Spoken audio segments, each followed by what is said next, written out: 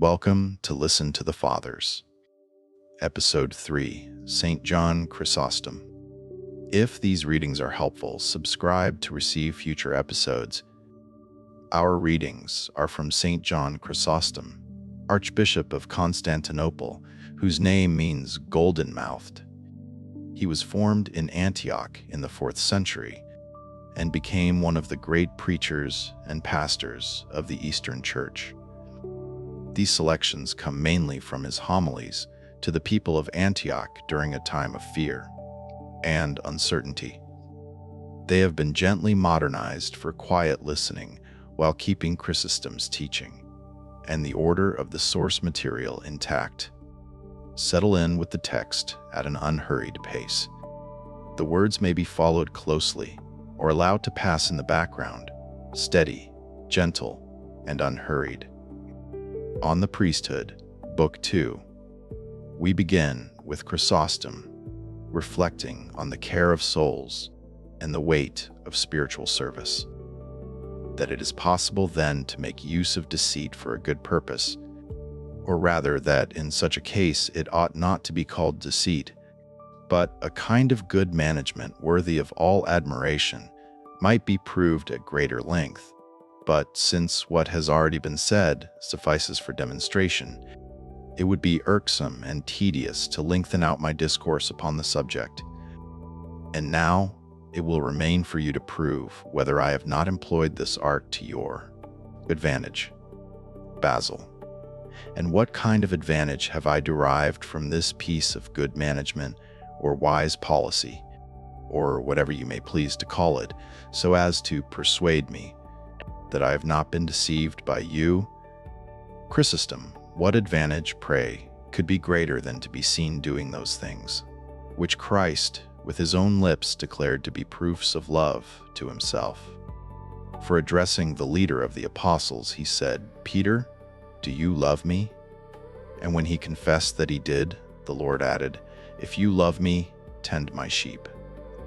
The Master asked the disciple if he was loved by him, not in order to get information. How should he who penetrates the hearts of all men? But in order to teach us how great an interest he takes in the superintendence of these sheep. This being plain, it will likewise be manifest that a great and unspeakable reward will be reserved for him whose labors are concerned with these sheep upon which Christ places such a high value.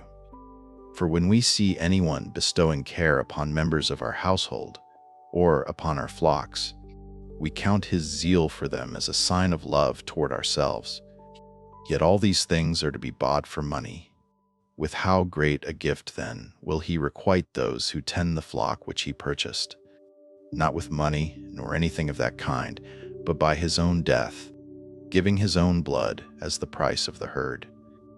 Therefore, when the disciples said, "You know, Lord, that I love you," and invoked the Beloved One himself as a witness of his love, the Savior did not stop there, but added that which was the token of love.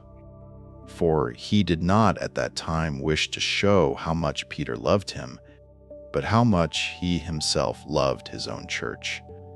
And he desired to teach Peter and all of us that we also should bestow much zeal upon the same. For why did God not spare his only begotten Son, but delivered him up, although the only one he had? It was that he might reconcile to himself those who were disposed toward him as enemies, and make them his peculiar people. For what purpose did he shed his blood? It was that he might win these sheep which he entrusted to Peter and his successors. Naturally, then, did Christ say, "Who then is the faithful and wise servant, whom his Lord shall make ruler over his household?" Again, the words are those of one who is in doubt, yet the speaker did not utter them in doubt, but just as he asked Peter whether he loved him, not from any need to learn the affection of the disciple, but from a desire to show the exceeding depth of his own love. So now also when he says, Who then is the faithful and wise servant? He speaks not as being ignorant who is faithful and wise, but as desiring to set forth the rarity of such a character and the greatness of this office. Observe at any rate how great the reward is. He will appoint him, he says, ruler over all his goods. Will you, then, still contend that you were not rightly deceived when you are about to superintend the things which belong to God, and are doing that which, when Peter did, the Lord said he should be able to surpass the rest of the apostles, for his words were, Peter, do you love me more than these? Yet he might have said to him, if you love me, practice fasting, sleeping on the ground, and prolonged vigils, defend the wronged, be as a father to orphans, and supply the place of a husband to their mother. But as a matter of fact, setting aside all these things, what does he say? Tend my sheep. For those things which I have already mentioned might easily be performed by many even of those who are under authority, women as well as men. But when one is required to preside over the church and to be entrusted with the care of so many souls, the whole female sex must retire before the magnitude of the task, and the majority of men also, and we must bring forward those who, to a large extent, surpass all others, and soar as much above them in excellence of spirit as Saul overtopped the whole Hebrew nation in bodily stature, or rather far more. For in this case, let me not take the height of shoulders as the standard of inquiry, but let the distinction between the pastor and his charge be as great as that between rational man and irrational creatures, not to say even greater, inasmuch as the risk is concerned with things of far greater importance. He indeed who has lost sheep, either through the ravages of wolves or the attacks of robbers, or through murrain or any other disaster befalling them, might perhaps obtain some indulgence from the owner of the flock, and even if the latter should demand satisfaction, the penalty would be only a matter of money. But he who has human beings entrusted to him, the rational flock of Christ, incurs a penalty in the first place for the loss of the sheep, which goes beyond material things and touches his own life. And in the second place, he has to carry on a far greater and more difficult contest. For he has not to contend with wolves, nor to dread robbers, nor to consider how he may avert pestilence from the flock. With whom then has he to fight? With whom has he to wrestle? Listen to the words of St. Paul. We wrestle not against flesh and blood, but against principalities, against powers, against the rulers of the darkness of this world, against spiritual wickedness in high places. Do you see the terrible multitude of enemies and their fierce squadrons, not steel-clad, but endued with a nature which is of itself an equivalent for a complete suit of armor? Would you see yet another host, stern and cruel, beleaguering this flock? This also you shall behold from the same post of observation. For he who has discoursed to us concerning the others points out these enemies also to us, speaking in a certain place on this wise, the works of the flesh are manifest, which are these: fornication, adultery, uncleanness, lasciviousness, idolatry, witchcraft, hatred, variance, emulation, wrath, strife, backbitings, whisperings, swellings, tumults, and many more besides, for he did not make a complete list, but left us to understand the rest from these. Moreover, in the case of the shepherd of irrational creatures, those who wish to destroy the flock, when they see the guardian take to flight, cease making war upon him, and are contented with the seizure of the cattle. But in this case, even should they capture the whole flock, they do not leave the shepherd unmolested, but attack him all the more and wax bolder, ceasing not until they have either overthrown him or have themselves been vanquished. Again, the afflictions of sheep are manifest, whether it be famine, or pestilence, or wounds, or whatsoever else it may be which distresses them. And this might help not a little toward the relief of those who are oppressed in these ways. And there is yet another fact greater than this which facilitates release from this kind of infirmity. What is that? The shepherds with great authority compel the sheep to receive the remedy, when they do not willingly submit to it.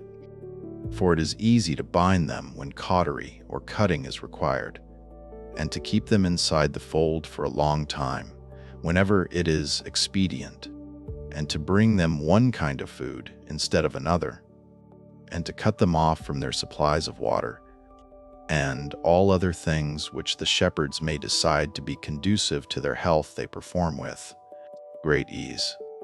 But in the case of human infirmities, it is not easy in the first place for a man to discern them.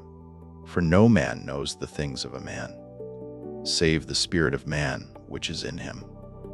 How then can anyone apply the remedy for the disease of which he does not know the character?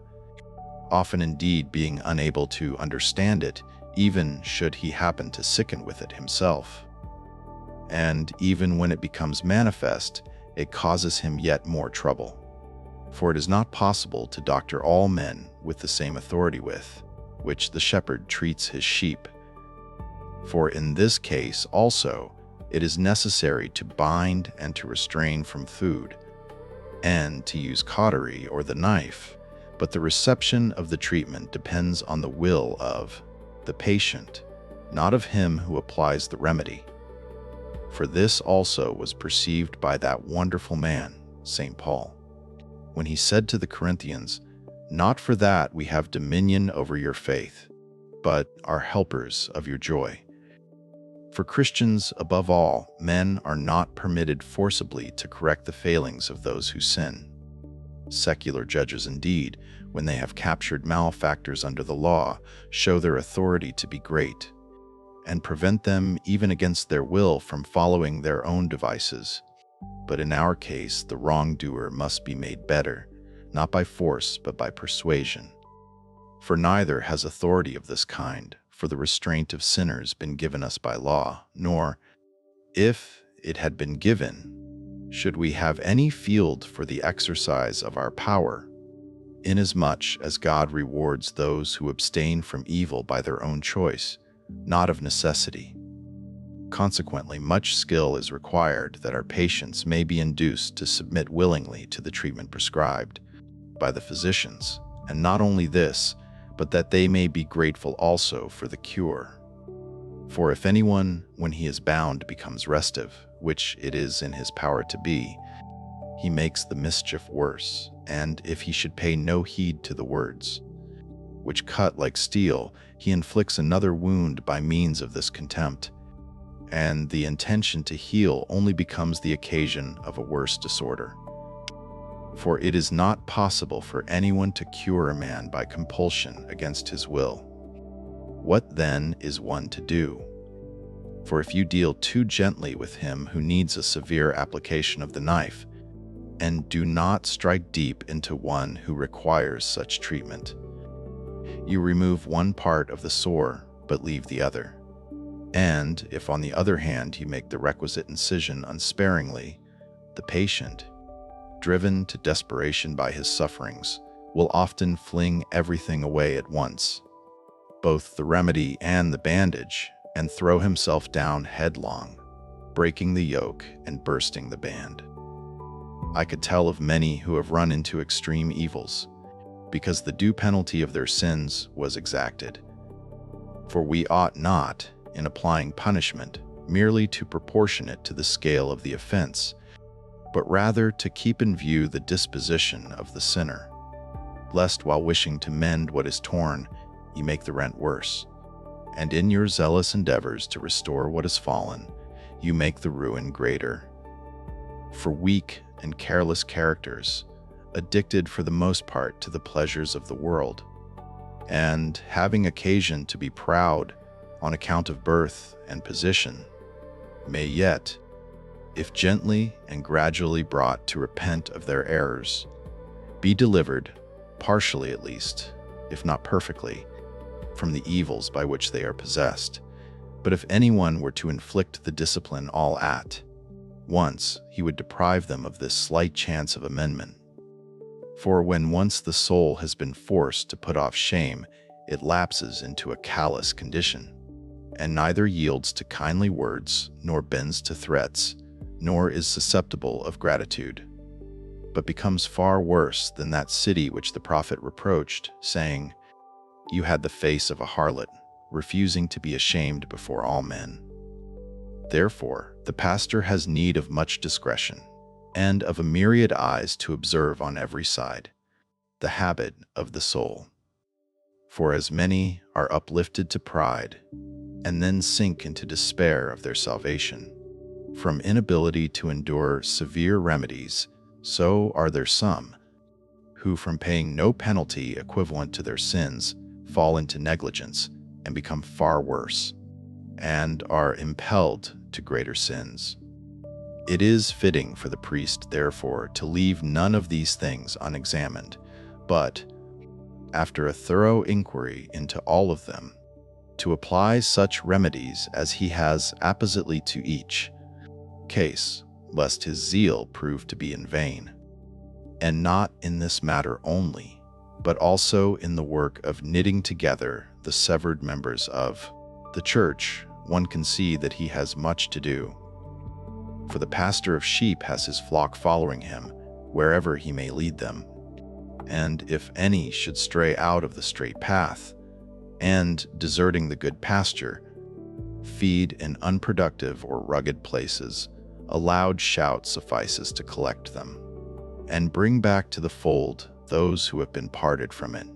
But if a human being wanders away from the right faith, great exertion, perseverance, and patience are required, for he cannot be dragged back by force, nor constrained by fear, but must be led back by persuasion to the truth from which he originally swerved. The pastor therefore ought to be of a noble spirit, so as not to despond, or to despair of the salvation of wanderers from the fold, but continually to reason with himself and say, perhaps God will give them repentance to the acknowledging of the truth, and that they may recover themselves out of the snare of the devil. Therefore the Lord, when addressing his disciples, said, "Who then is the faithful and wise servant? For he indeed who disciplines himself compasses only his own advantage, but the benefit of the pastoral function extends to the whole people.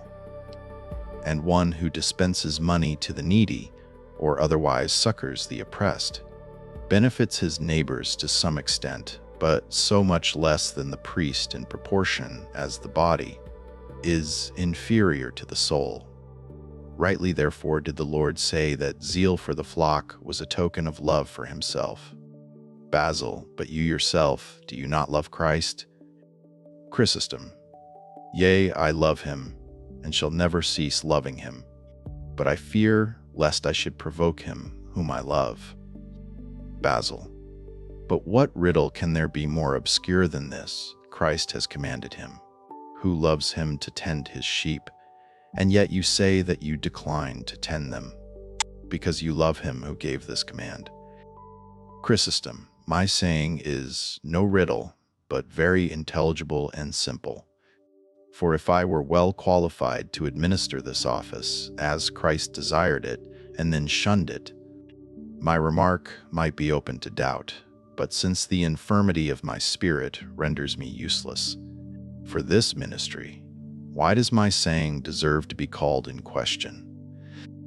For I fear lest if I took the flock in hand when it was in good condition, and well nourished, and then wasted it through my lack of skill, I should provoke against myself the God who so loved the flock as to give himself up for their salvation and ransom. Basil, you speak in jest, for if you were in earnest, I know not how you would have proved me to be justly grieved otherwise than by means of these very words whereby you have endeavored to dispel my dejection. I knew indeed before that you had deceived and betrayed me, but much more now, when you have undertaken to clear yourself of my accusations. Do I plainly perceive and understand the extent of the evils into which you have led me? For if you withdrew yourself from this ministry because you were conscious that your spirit was not equal to the burden of the task, I ought to have been rescued from it before you, even if I had chanced to have a great desire for it, to say nothing of having confided to you the entire decision of these matters. But as it is, you have looked solely to your own interest and neglected mine. Would indeed you had entirely neglected them, then I should have been well content. But you plotted to facilitate my capture by those who wished to seize me. For you cannot take shelter in the argument that public opinion deceived you, and induced you to imagine great and wonderful things concerning me. For I was none of your wonderful and distinguished men, nor, had this been the case, ought you to have preferred public opinion to truth. For if I had never permitted you to enjoy my society, you might have seemed to have a reasonable pretext for being guided in your vote by public report. But if there is no one who has such thorough knowledge of my affairs, if you are acquainted with my character better than my parents and those who brought me up, what argument can you employ which will be convincing enough to persuade your hearers that you did not purposely thrust me into this danger? Say, what answer shall I make to your accusers? Chrysostom, no, I will not proceed to those questions until I have resolved such as concern yourself alone. If you were to ask me 10,000 times to dispose of these charges, you said indeed that ignorance would bring me forgiveness, and that I should have been free from all accusation if I had brought you into your present position not knowing anything about you, but that as I did not betray you in ignorance, but was intimately acquainted with your affairs, I was deprived of all reasonable pretext and excuse. But I say precisely the reverse, for in such matters there is need of careful scrutiny, and he who is going to present anyone as qualified for the priesthood ought not to be content with public report only, but should also himself, above all and before all, investigate the man's character. For when the blessed Paul says, he must also have a good report of them which are without, he does not dispense with an exact and rigorous inquiry, nor does he assign to such testimony precedence over the scrutiny required in such cases. For after much previous discourse, he mentioned this additional testimony, proving that one must not be contented with it alone for elections of this kind, but take it into consideration along with the rest. For public report often speaks false, but when careful investigation proceeds, no further danger need be apprehended from it. On this account, after the other kinds of evidence, he places that which comes from those who are without. For he did not simply say, he must have a good report, but added the words, from them which are without, wishing to show that before the report of those without, he must be carefully examined. Inasmuch, then, as I myself knew your affairs better than your parents, as you also yourself acknowledged, I might deserve to be released from all blame. Basil, no, this is the very reason why you could not escape if anyone chose to indict you. Do you not remember hearing from me and often learning from my actual conduct the feebleness of my character? Were you not perpetually taunting me for my pusillanimity because I was so easily dejected by ordinary cares? Chrysostom, I do indeed remember often hearing such things said by you. I would not deny it. But if I ever taunted you, I did it in sport and not in serious truth. However, I do not now dispute about these matters, and I claim the same degree of forbearance from you, while I wish to make mention of some of the good qualities which you possess. For if you attempt to convict me of saying what is untrue, I shall not spare you, but shall prove that you say these things rather by way of self-depreciation than with a view to truth. And I will employ no evidence but your own words and deeds to demonstrate the truth of my assertion. And now the first question I wish to ask of you is this: do you know how great the power of love is? For omitting all the miracles which were to be wrought by the apostles, Christ said, "Hereby shall men know that you are my disciples, if you love one another." And Paul said that it was the fulfilling of the law, and that in default of it, no spiritual gift had any profit. Well, this choice good, the distinguishing mark of Christ's disciples, the gift which is higher than all other gifts, I perceive to be deeply implanted in your soul, and teeming with much fruit. Basil, I acknowledge indeed that the matter is one of deep concern to me, and that I endeavor most earnestly to keep this commandment, but that I have not even half succeeded in so doing. Even you yourself would bear me witness if you would leave off talking out of partiality, and simply respect the truth. Chrysostom. Well then, I shall betake myself to my evidences, and shall now do what I threatened, proving that you wish to disparage yourself rather than to speak the truth. But I will mention a fact which has only just occurred, that no one may suspect me of attempting to obscure the truth by the great lapse of time. In relating events long past, as oblivion would then prevent any objection being made to the things, which I might say with a view to gratification. For when one of our intimate friends, having been falsely accused of insult and folly, was in extreme peril, you then flung yourself into the midst of the danger, although you were not summoned by anyone or appealed to by the person who was about to be involved in danger. Such was the fact, but that I may convict you out of your own mouth, I will remind you of the words you uttered. For when some did not approve of this zeal, while others commended and admired it, how can I help myself? You said to those who accused you, "For I do not know how otherwise to love than by giving up my life when it is necessary to save any of my friends who is in danger," thus repeating, in different words indeed, but with the same meaning, what Christ said to his disciples when he laid down the definition of perfect love. "Greater love," he said, "has no man than this, that a man lay down his life for his friends." If then it is impossible to find greater love than this, you have attained its limit, and both by your deeds and words have crowned the summit. This is why I betrayed you. This is why I contrived that plot. Do I now convince you that it was not from any malicious intent, nor from any desire to thrust you into danger, but from a persuasion of your future usefulness that I dragged you into this course?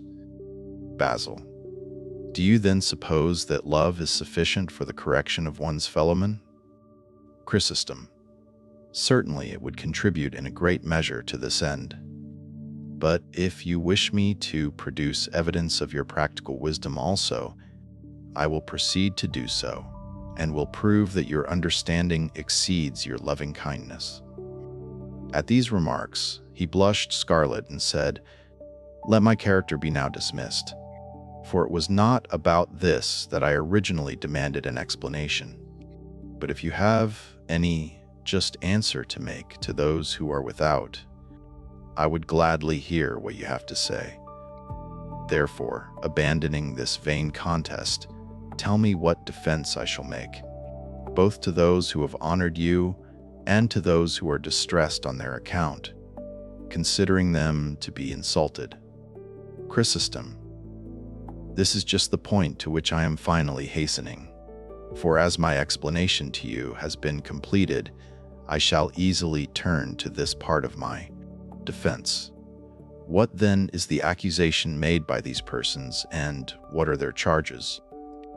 They say that they have been insulted and grievously wronged by me, because I have not accepted the honor which they wish to confer upon me.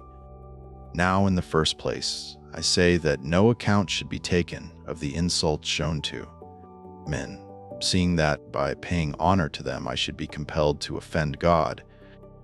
And I should say to those who are displeased that it is not safe to take offense at these things, but does them much harm. For I think that those who stay themselves on God and look to Him alone ought to be so religiously disposed as not to account such a thing an insult, even if they happen to be 1,000 times dishonored. But that I have not gone so far as even to think of daring anything of this kind is manifest from what I am about to say. For if indeed I had been induced by arrogance and vainglory, as you have often said, some slanderously affirm, to assent to my accusers, I should have been one of the most iniquitous of mankind, having treated great and excellent men, my benefactors moreover, with contempt. For if men ought to be punished for wronging those who have never wronged them, how ought we to honor those who have spontaneously preferred to honor us? For no one could possibly say that they were requiting me for any benefits, small or great, which they had received at my hands. How great a punishment, then, would one deserve if one requited them in the contrary manner? But if such a thing never entered my mind, and I declined the heavy burden with quite a different intention, why do they refuse to pardon me, even if they do not consent to approve, but accuse me of having selfishly spared my own soul? For so far from having insulted the men in question, I should say, that I had even honored them by my refusal. And do not be surprised at the paradoxical nature of my remark, for I shall supply a speedy solution of it. For had I accepted the office, I do not say all men, but those who take pleasure in speaking evil might have suspected and said many things concerning myself, who had been elected, and concerning them, the electors for instance, that they regarded wealth and admired splendor of rank, or had been induced by flattery to promote me to this honor. Indeed, I cannot say whether someone might not have suspected that they were bribed by money. Moreover, they would have said, Christ called fishermen, tent makers, and publicans to this dignity, whereas these men reject those who support themselves by daily labor. But if there be anyone who devotes himself to secular learning and is brought up in idleness, him they receive and admire.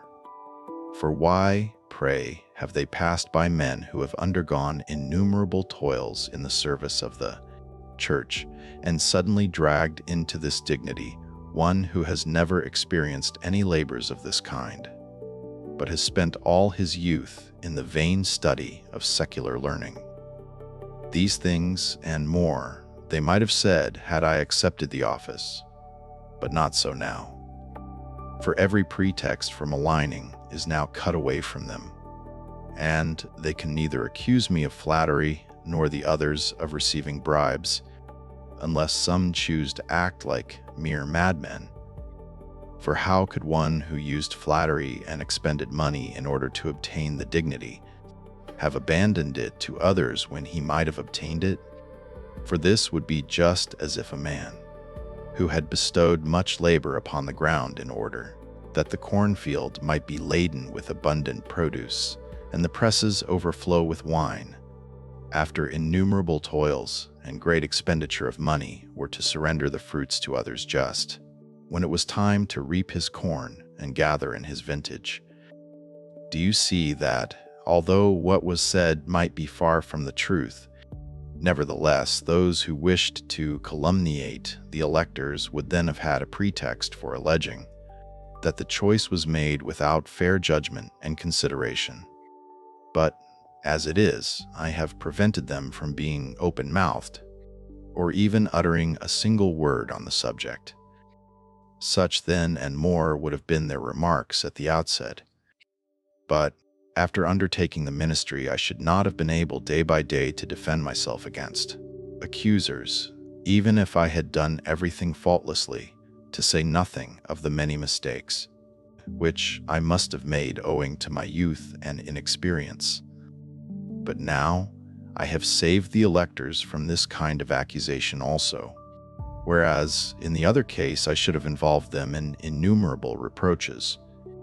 For what would not the world have said? They have committed affairs of such vast interest and importance to thoughtless youths. They have defiled the flock of God, and Christian affairs have become a jest and a laughingstock. But now all iniquity shall stop her mouth. For although they may say these things on your account, you will speedily teach them by your acts that understanding is not to be estimated by age, and the gray head is not to be the test of an elder, that the young man ought not to be absolutely excluded from the ministry, but only the novice, and the difference between the two is great. Homily 2 on the Statues. We continue with the second homily on the Statues, spoken to the people of Antioch in a season of fear. What shall I say, or what shall I speak of? The present season is one for tears, and not for words, for lamentation, not for discourse, for prayer, not for preaching. Such is the magnitude of the deeds daringly done, so incurable is the wound, so deep the blow, even beyond the power of all treatment, and craving assistance from above. Thus it was that Job, when he had lost all, sat himself down upon a dunghill, and his friends heard of it, and came, and seeing him, while yet afar off, they rent their garments, and sprinkled themselves with ashes, and made great lamentation. The same thing now ought all the cities around to do, to come to our city, and to lament with all sympathy what has befallen us. He then sat down on his dunghill. She is now seated in the midst of a great snare. For even as the devil then leaped violently the flocks and herds, and all the substance of the just man, so now has he raged against this whole city. But then, as well as now, God permitted it, then, indeed, that he might make the just man more illustrious by the greatness of his trials, and now, that he may make us more sober-minded by the extremity of this tribulation. Suffer me to mourn over our present state. We have been silent 7 days, even as the friends of Job were. Suffer me to open my mouth today, and to bewail this common calamity. Who, beloved, has bewitched us? Who has envied us? Where has all this change come over us? Nothing was more dignified than our city. Now, never was anything more pitiable. The populace so well ordered and quiet, yea, even like a tractable and well-tamed steed, always submissive to the hands of its rulers, has now so suddenly started off with us, as to have wrought such evils as one can hardly dare to mention. I mourn now and lament, not for the greatness of that wrath which is to be expected, but for the extravagance of the frenzy which has been manifested. For although the emperor should not be provoked, or in anger, although he were neither to punish, nor take vengeance, how, I pray, are we to bear the shame of all that has been done? I find the word of instruction broken off by lamentation. Scarcely am I able to open my mouth, to part my lips, to move my tongue, or to utter a syllable. So, even like a curb, the weight of grief checks my tongue, and keeps back what I would say. Aforetime there was nothing happier than our city, nothing more melancholy than it is now become. As bees buzzing around their hive, so before this the inhabitants every day flitted about the forum, and all pronounced us happy in being so numerous. But behold now, this hive has become solitary. For even as smoke does those bees, so fear has driven away our swarms. And what the prophet says, bewailing Jerusalem, We may fitly say now, our city is become like a terebinth that has lost its leaves, and as a garden that has no water. For in like manner as a garden, when its irrigation fails, exhibits the trees stripped of their leaves, and bare of their fruits, so has it now fared with our city. For the help from above having forsaken her, she stands desolate, stripped of almost all her inhabitants. Nothing is sweeter than one's own country, but now it has come to pass that nothing is more bitter. All flee from the place which brought them forth, as from a snare. They desert it as they would a dungeon, they leap out of it, as from a fire. And just as when a house is seized upon by the flames, not only those who dwell there, but all who are near, take their flight from it with the utmost haste, eager to save but their bare bodies, even so now too, when the wrath of the emperor is expected to come as a fire from above, everyone presses to go forth in time and to save the bare body, before the fire in its progress reaches them. And now our calamity has become an enigma, a flight without enemies, an expulsion of inhabitants without a battle, a captivity without capture. We have not seen the fire of barbarians nor beheld the face of enemies, and yet we experience the sufferings of captives. All men now hear of our calamities for receiving our exiles. They learn from them the stroke which has fallen upon our city. Yet I am not ashamed, nor blush at this. Let all men learn the sufferings of the city, that, sympathizing with their mother, they may lift up their united voice to God from the whole earth, and with one consent entreat the King of Heaven for their universal nurse and parent. Lately our city was shaken, but now the very souls of the inhabitants totter. Then the foundations of the houses shook, but now the very foundations of every heart quiver.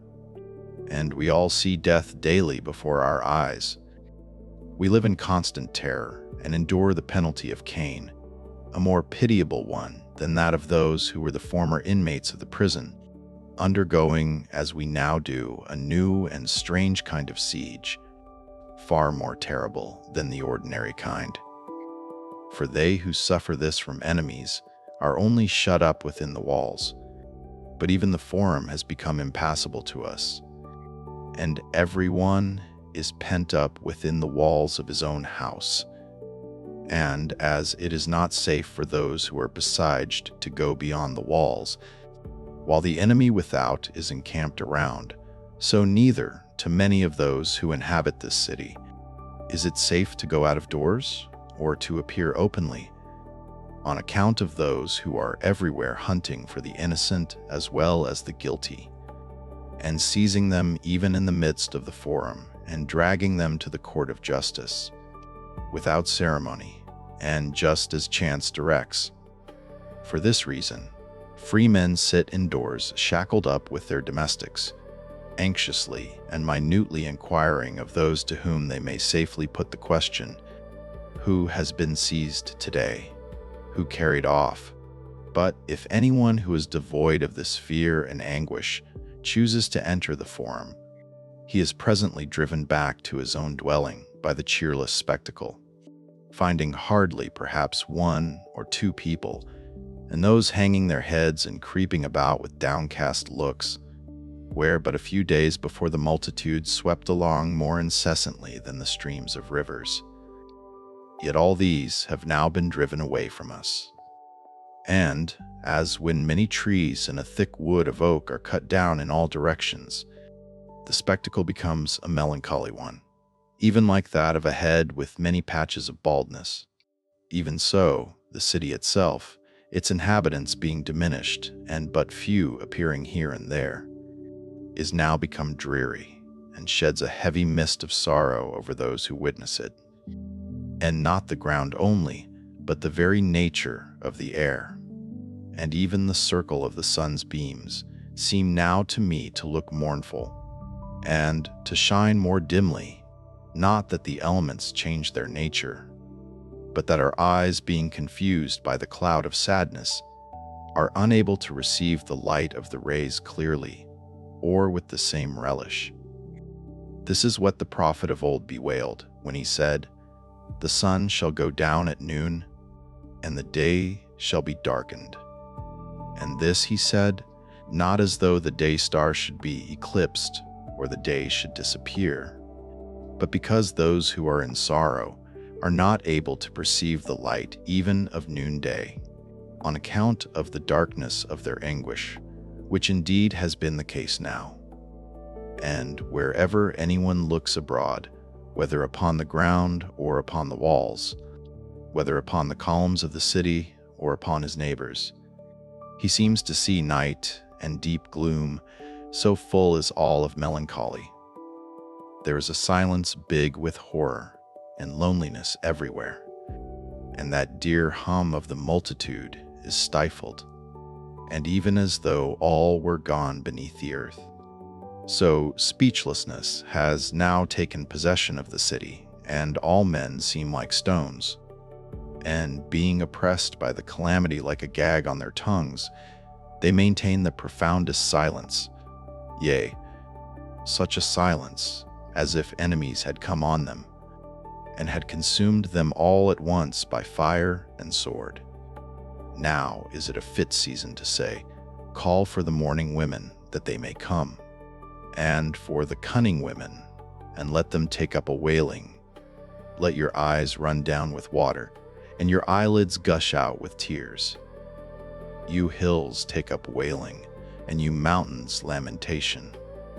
Let us call the whole creation into sympathy with our evils.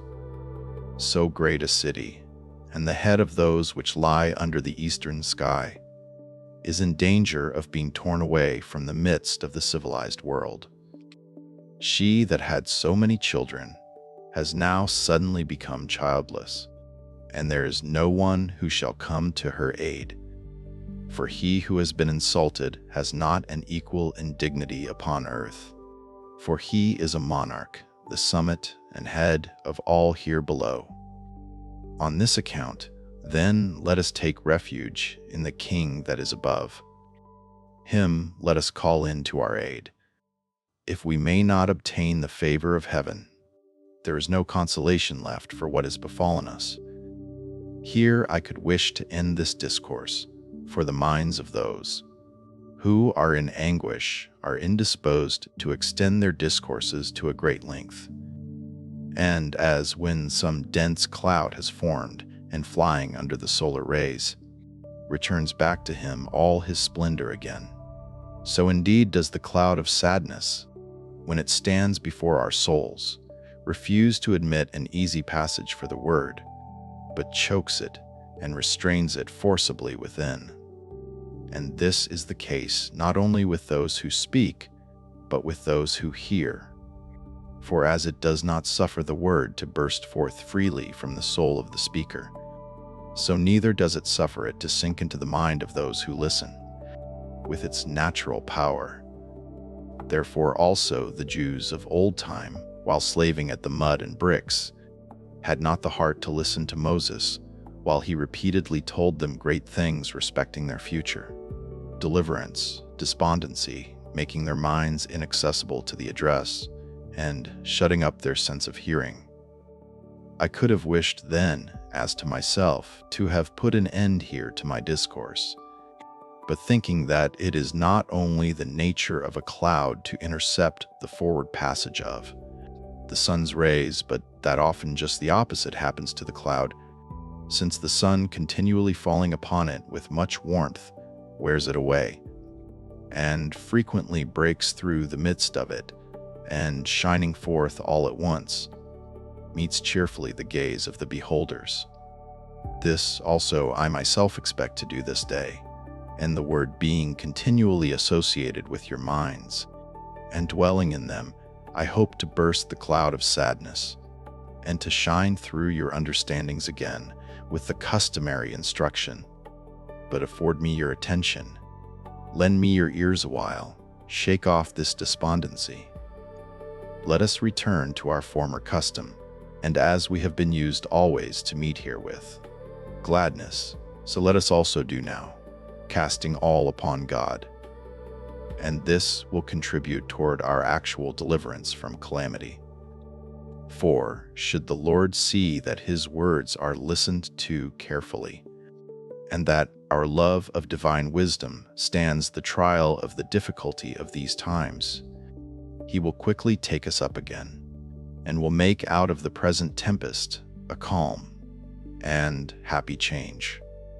For this too is a thing in which it is fitting for the Christian to differ from the unbelievers, the bearing all things nobly, and through hope of the future, soaring above the attack of human evils. The believer has his stand on the rock. For this reason he cannot be overthrown by the dashing of the billows. For should the waves of temptation rise, they cannot reach to his feet. He stands too lofty for any such assault. Let us not then sink down, beloved. We do not care so much for our own safety as God who made us. There is not so much solicitude on our part, lest we suffer any dreadful misfortune, as with him who bestowed upon us a soul, and then gave us so many good things beside. Let us mount on the wings of these hopes, and hear the things about to be spoken with our accustomed readiness. I made a prolonged discourse lately to you, beloved, and yet I saw all following it up, and no one turning back in the middle of the course. I return thanks to you for that readiness, and have received the reward of my labors. But there was another reward, besides that attention which I asked of you at that time. Perhaps you know and recollect it.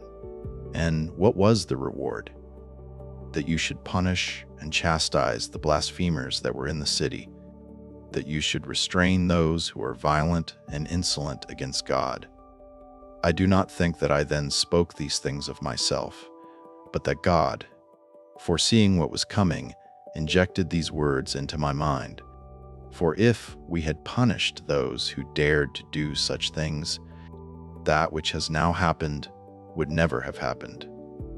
How much better would it have been, if necessity so required, to run into danger, yea, to suffer in castigating and correcting such persons, which would have brought us a martyr's crown, than now to fear, to tremble, and to expect death from the insubordination of such persons.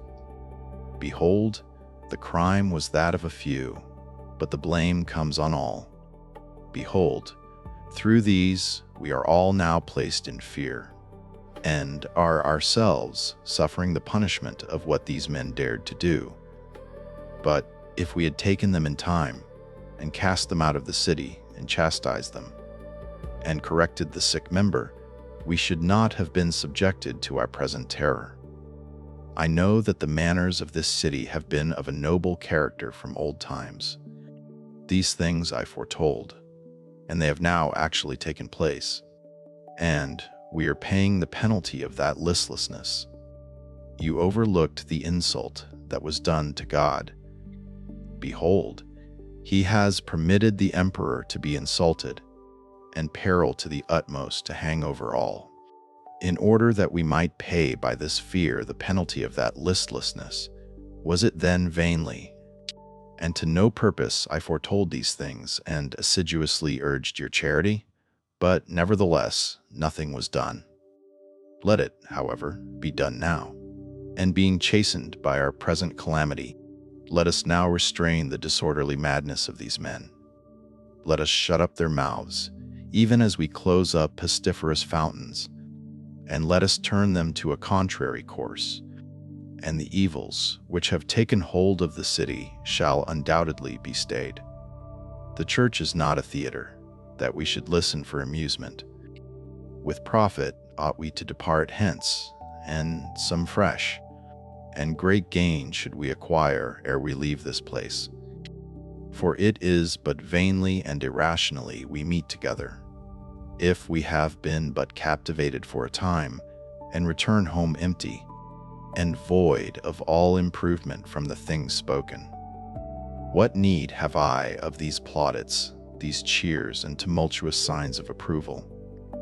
The praise I seek is that you show forth all I have said in your works. Then am I an enviable and happy man, not when you approve, but when you perform with all readiness whatsoever you hear from me. Let everyone then correct his neighbor, for edify you one another, it is said.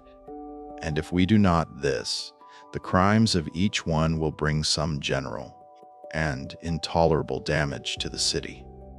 Behold, while we are unconscious of any part in this transaction, we are no less affrighted than those who were daringly engaged in it. We are dreading lest the wrath of the emperor should descend upon all. And it is not sufficient for us to say in defense, I was not present. I was not an accomplice, nor a participator in these acts. For this reason, he may reply, you shall be punished and pay the extreme penalty, because you were not present, and didst not check nor restrain the rioters, and didst not run any risk for the honor of the emperor. Had you no part in these audacious deeds? I commend this, and take it well. But you didst not check these things when being done. This is a cause of accusation. Such words as these we shall also hear from God, if we silently suffer the continuance of the injuries and insults committed against him. For he also who had buried his talent in the earth was called to account, not for crimes done by himself, for he had given back the whole of that which was entrusted to him, but because he had not increased it, because he had not instructed others, because he had not deposited it in the hands of the bankers, that is, he had not admonished, or counseled, or rebuked, or amended those unruly sinners who were his neighbors. On this account, he was sent away without reprieve to those intolerable punishments. But I fully trust that though you did not before, you will now at least perform this work of correction, and not overlook insult committed against God. For the events which have taken place are sufficient, even if no one had given any warning, to convince men ever so disposed to be insensible, that they must exert themselves for their own safety. But it is now time that we should proceed to lay out before you the customary table from St. Paul, by handling the subject of this day's reading and placing it in view for you all. What then was the text read today? Charge them that are rich in this world that they be not high-minded. When he says, the rich in this world, he makes it manifest that there are others who are rich, that is, in the world to come, such as was that Lazarus, poor as to the present life, but rich as to the future, not in gold and silver, and such like perishable and transitory store of wealth, but in those unutterable good things which eye has not seen, nor ear heard, nor has it entered into the heart of man. For this is true wealth and opulence, when there is good unmixed, and not subject to any change. Not such was the case of that rich man who despised him, but he became the poorest of mankind. Afterwards, at least when he sought to obtain but a drop of water, he did not get possession even of that, to such extreme poverty was he come. For this reason he calls them rich in the present world, to teach you that along with the present life, worldly wealth is annihilated. It goes no further, neither does it change its place with its migrating possessors, but it often leaves them before their end, which therefore he shows by saying, neither trust in uncertain riches, for nothing is so faithless as wealth, of which I have often said, and will not cease to say, that it is a runaway, thankless servant, having no fidelity. And should you throw over him 10,000 chains, he will make off dragging his chains after him. Frequently, indeed, have those who possessed him shut him up with bars and doors, placing their slaves round about for guards. But he has over-persuaded these very servants, and has fled away together with his guards, dragging his keepers after him like a chain. So little security was there in this custody. What then can be more faithless than this? What more wretched than men devoted to it?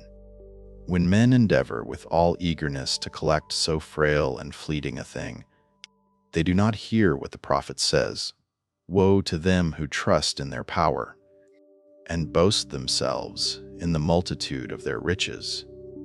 Tell me, why is this woe pronounced? He heapeth up treasure, says he, and knows not for whom he will gather it. Forasmuch as the labor is certain, but the enjoyment uncertain. Very often you toil and endure trouble for enemies. The inheritance of your wealth after your decease, coming as it does, in many instances, to those who have injured you and plotted against you in 1,000 ways, has assigned you the sins for your part, but the enjoyment to others.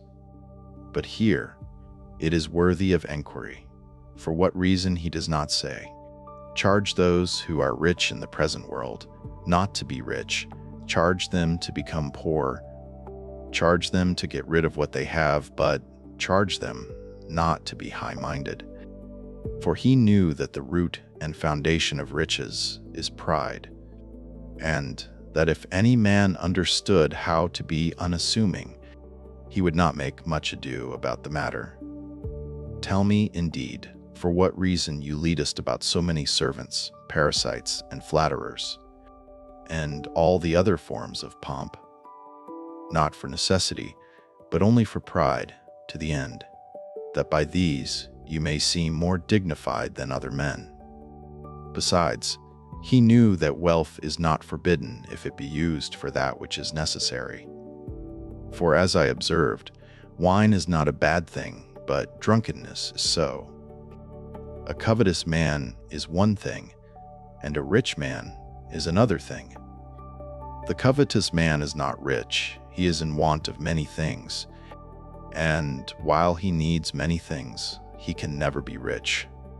The covetous man is a keeper, not a master, of wealth, a slave, not a lord. For he would sooner give anyone a portion of his flesh than his buried gold. And as though he were ordered and compelled of someone to touch nothing of these hidden treasures, so with all earnestness he watches and keeps them, abstaining from his own, as if it were another's. And certainly they are not his own. For what he can neither determine to bestow upon others, nor to distribute to the necessitous, although he may sustain infinite punishments, how can he possibly account his own? How does he hold possession of those things, of which he has neither the free use nor enjoyment? But besides this, Paul is not accustomed to enjoin everything on every man, but accommodates himself to the weakness of his hearers, even, indeed, as Christ also did. For when that rich man came to him and asked him concerning life, he did not say at once, "Go, sell that you have," but omitting this, he spoke to him of other commandments. Nor afterwards, when he challenged him and said, "What lack I yet?" did he simply say, "Sell what you have, but if you will be perfect, go and sell that you have. I lay it down for your determination. I give you full power to choose. I do not lay upon you any necessity."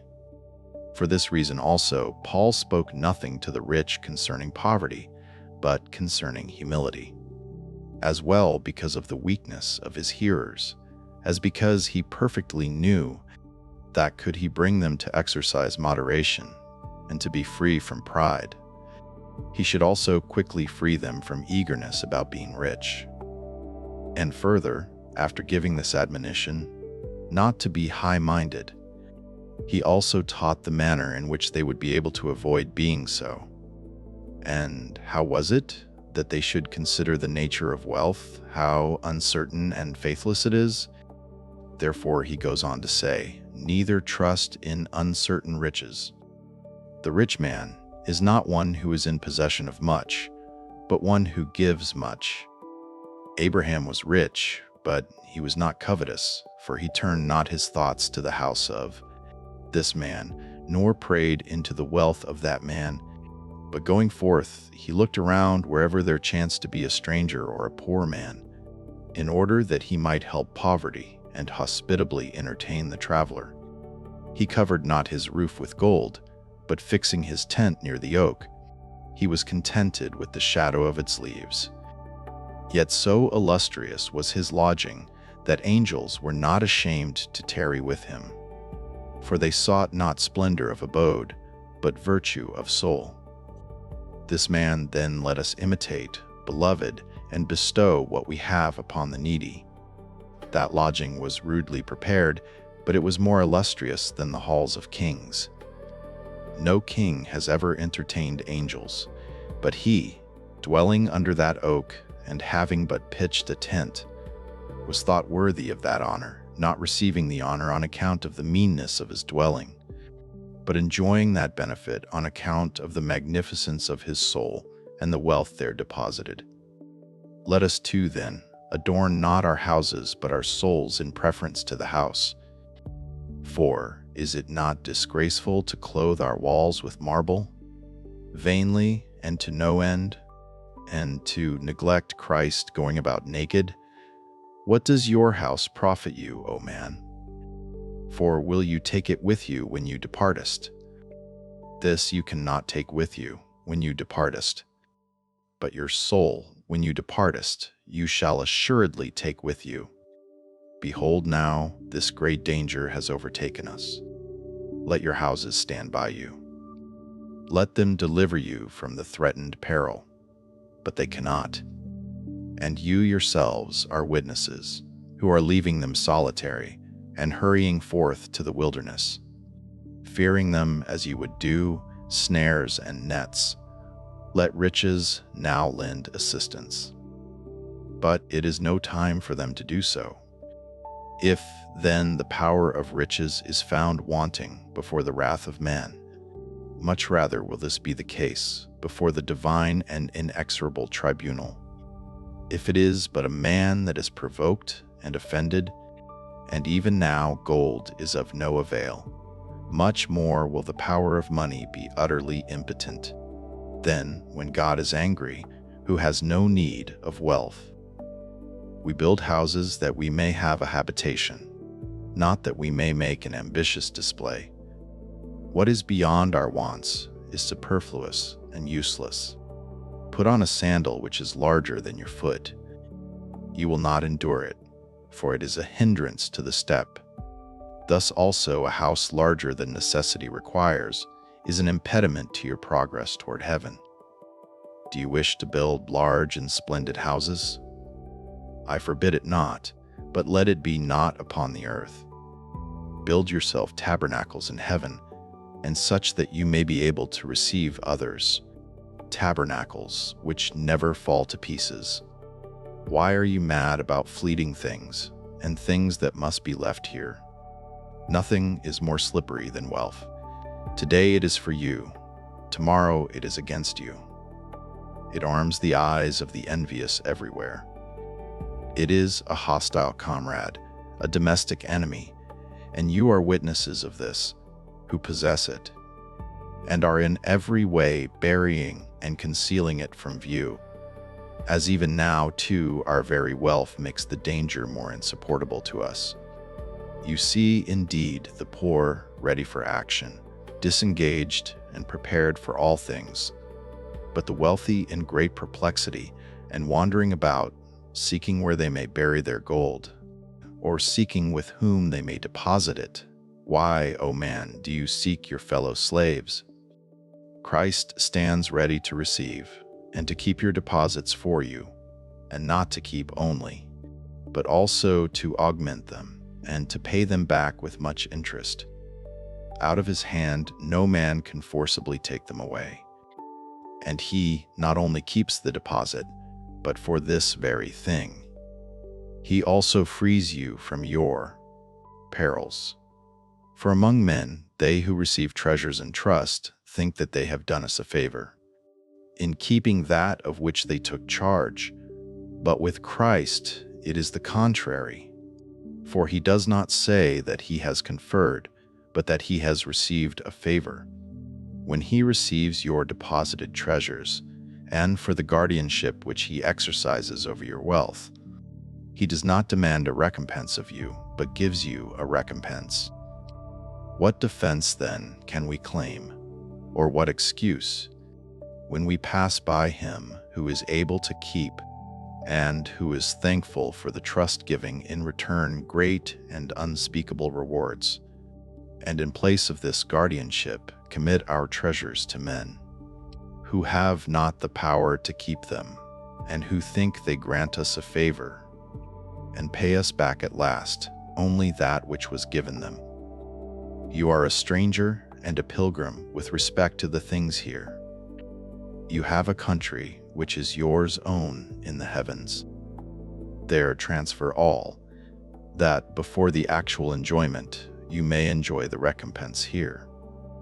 He who is nourished with good hopes and is confident respecting things to come has here already tasted of the kingdom. For nothing ordinarily so repairs the soul and makes a man better as a good hope of things to come, so that if you transfer your wealth there, you may then provide for your soul with suitable leisure. For they who spend all their endeavors upon the decoration of their dwelling, rich as they are in outward things, are careless of that which is within, letting their soul abide desolate and squalid and full of cobwebs.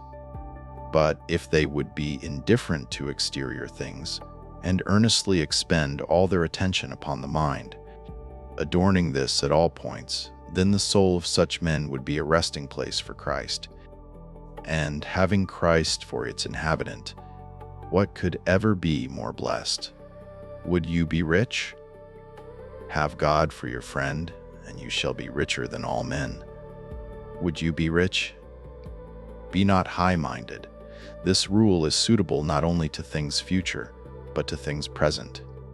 For there is no such object of envy as a man of wealth.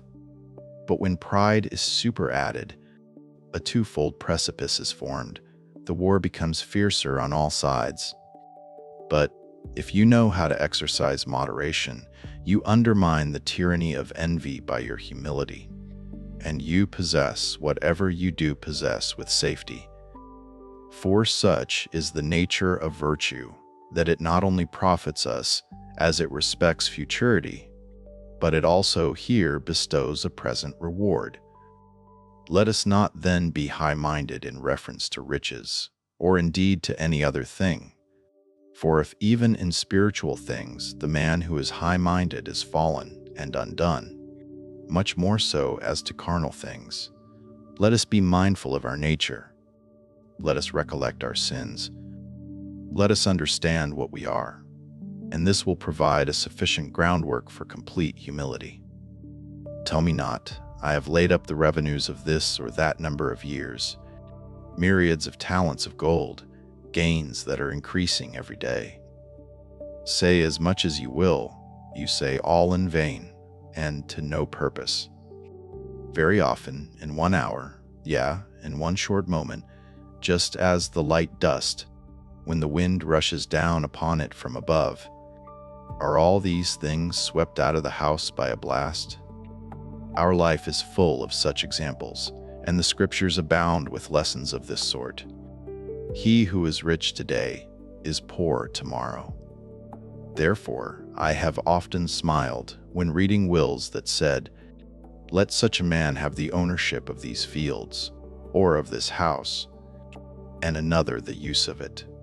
For we all have the use, but no man has the ownership. For although riches may remain with us all our lifetime, undergoing no change, we must transfer them in the end, whether we will or no, into the hands of others, having enjoyed only the use of them, and departing to another life, naked and destitute of this ownership, where it is plain that they only have the ownership of property who have despised its use and derided its enjoyment. For the man that has cast his substance away from him and bestowed it on the poor He uses it as he ought, and takes with him the ownership of these things when he departs, not being stripped of the possession even in death, but at that time receiving all back again. Yea, and much more than these things, at that day of judgment, when he most needs their protection. And this is not the only disaster, that the change comes suddenly, but that the rich man comes unpracticed to the endurance of poverty. But not so the poor man, for he confides not in gold and silver, which are lifeless matter, but in God, who gives us all things richly to enjoy. So that the rich man stands in more uncertainty than the poor man, experiencing, as he does, frequent and diversified changes. What is the sense of this? Who gives to us all things richly to enjoy? That we may live then securely, the sources of our existence have been made common. On the other hand, to the end that we may have an opportunity of gaining crowns and good report, property has not been made common, in order that hating covetousness and following after righteousness and freely bestowing our goods upon the poor, we may by this method obtain a certain kind of relief for our sins. God has made you rich. Why makest you yourself poor? He has made you rich that you may assist the needy, that you may have release of yours own sins by liberality to others. He has given you money, not that you may shut it up for your destruction, but that you may pour it forth for your salvation. For this reason also, he has made the possession of riches uncertain and unstable, that by this means he might slack the intensity of your madness concerning it. For if its possessors, even now while they can have no confidence in regard to it, but behold a multitude of snares produced from this quarter, are so inflamed with the desire of these things, if the elements of security and stability were added to wealth, whom would they have spared? From whom would they have refrained? From what widows? From what orphans? From what poor? Therefore, let us not consider riches to be a great good, for the great good is not to possess money, but to possess the fear of God and all manner of piety. Behold, now, if there were any righteous man here, having great boldness toward God, notwithstanding he might be the poorest of mortals, he would be sufficient to liberate us from present evils. For he only needed to spread forth his hands toward heaven and to call upon God, and this cloud would pass away. But now gold is treasured up in abundance, and yet it is more useless than mere clay, for the purpose of deliverance from the impending calamities.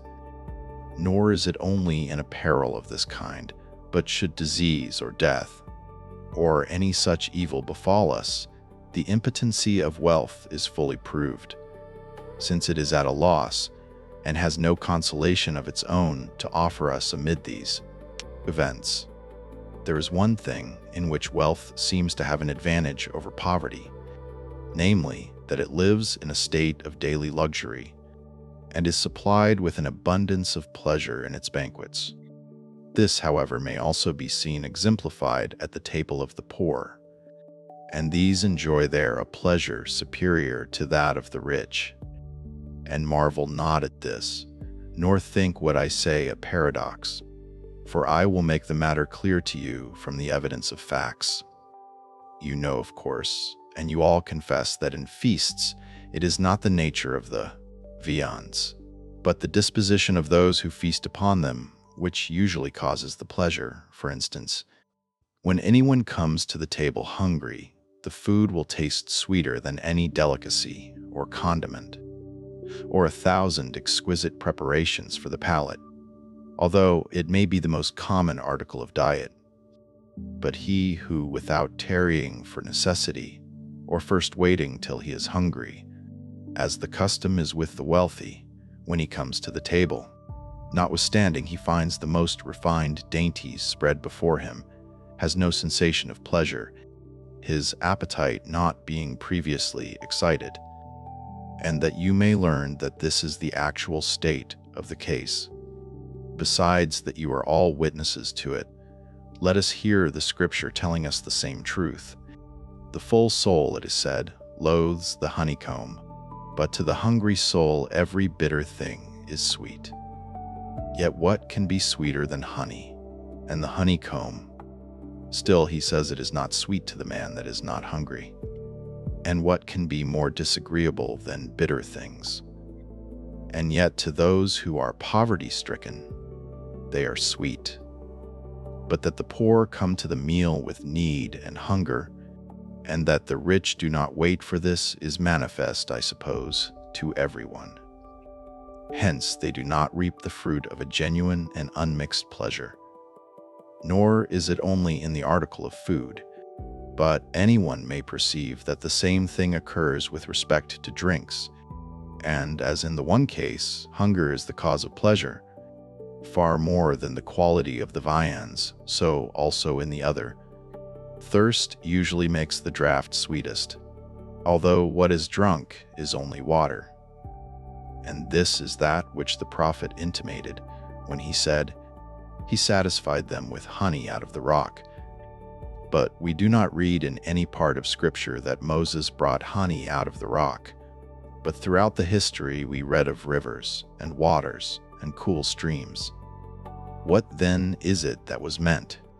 For the Scripture by no means speaks falsely. Inasmuch then as they were thirsty and wearied with drought, and found these streams of water so cooling, in order to show the pleasure of such a draught, he calls the water honey, not as though its nature were changed into honey, but because the condition of the drinkers made these streams sweeter than honey. You see how the condition of the thirsty is wont to make the draught sweet. Yea, oftentimes have many of the poor, when wearied and distressed and parched with thirst, partaken of such streams even with such pleasure as I have said. But the rich, while drinking wine that is sweet and has the fragrance of flowers, and every perfection that wine can have, experience no such enjoyment. The same thing happens, as every one may perceive, with regard to sleep.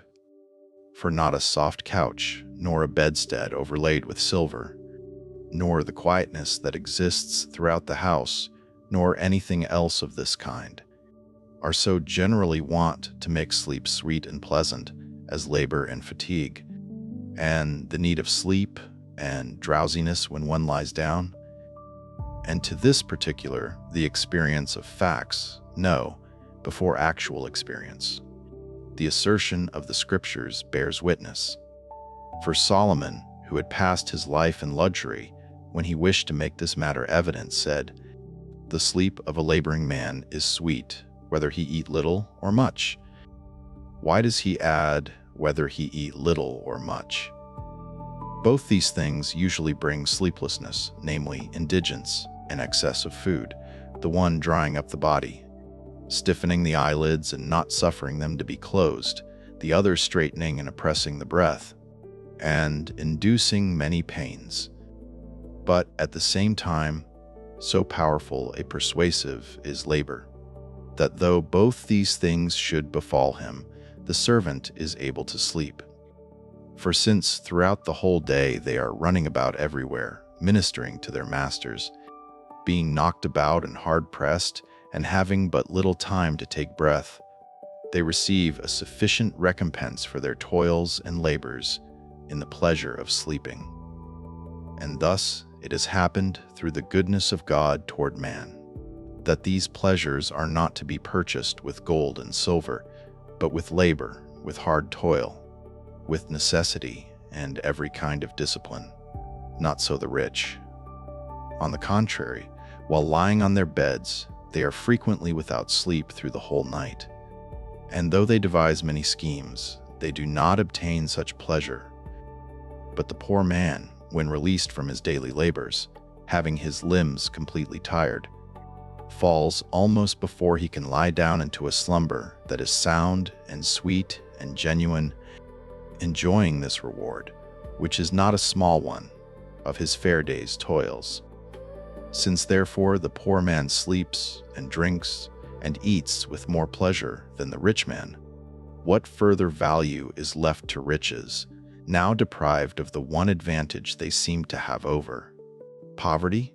For this reason also, from the beginning, God tied the man to labor, not for the purpose of punishing or chastising, but for amendment and education.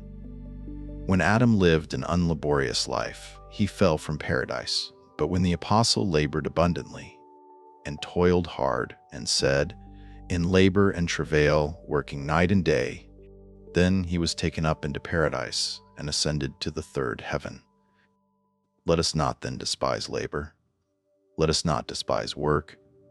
For before the kingdom of heaven, we receive the greatest recompense from thence, deriving pleasure from that circumstance, and not pleasure only, but what is greater than pleasure, the purest health.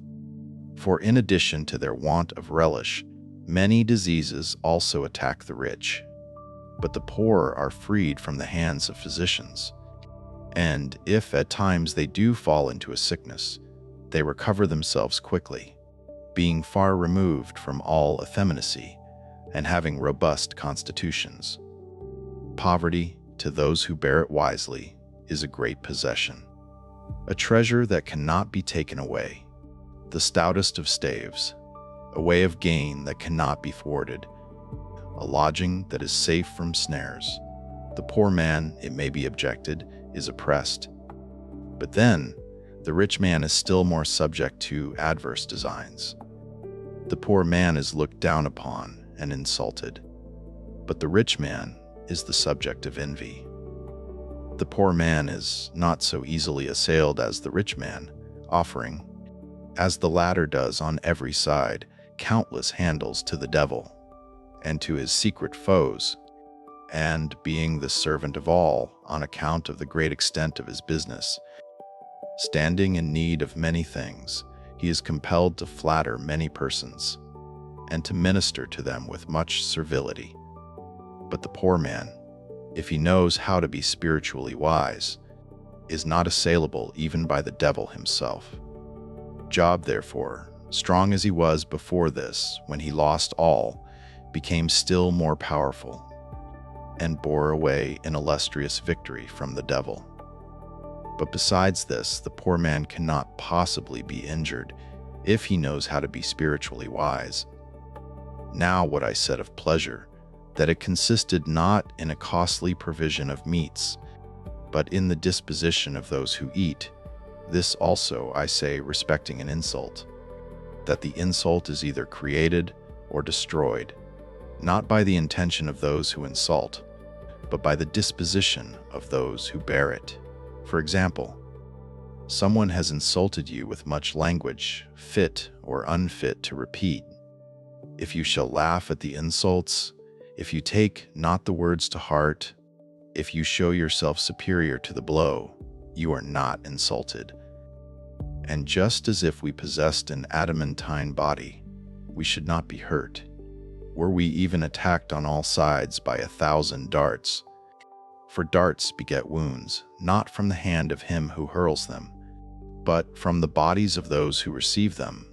So too, in this case, insults are constituted real and dishonorable ones, not from the folly of those who offer them, but from the weakness of the insulted. For if we know how to be truly wise, we are incapable of being insulted, or of suffering any serious evils. Someone, it may be, has offered you an insult, but you have not felt it. You have not been pained. Then you are not insulted, but have given rather than received a blow. For when the insulting person perceives that his blow did not reach the soul of those who were reviled, he is himself the more severely fretted, and while those who are reproached remain silent, the insulting blow is turned backwards, and recoils of its own accord upon him who aimed it.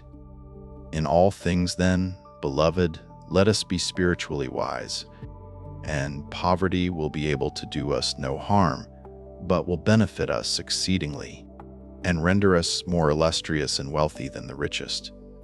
For tell me who was poorer than Elias? Yet for this reason he surpassed all the wealthy, in that he was so poor.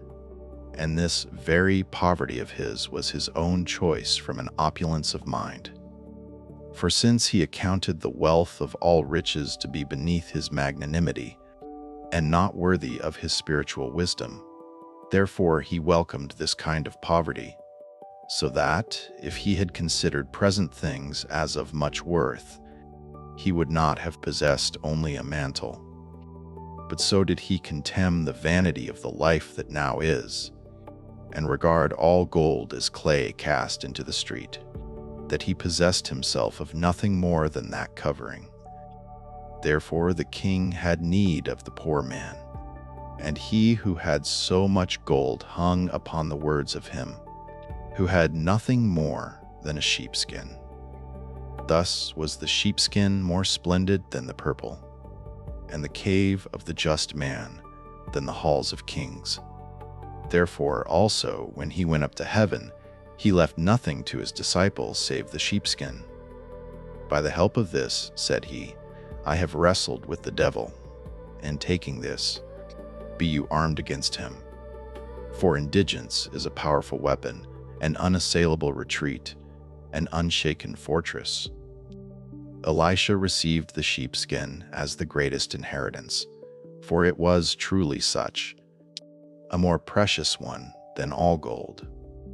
And thenceforth that Elias was a twofold person, an Elias above and an Elias below. I know you account that just person blessed, and you would each desire to be that person. What then, if I show you that all among us, who are initiated, have received something far greater than he did? For Elias left a sheepskin to his disciple, but the Son of God ascending left to us his own flesh.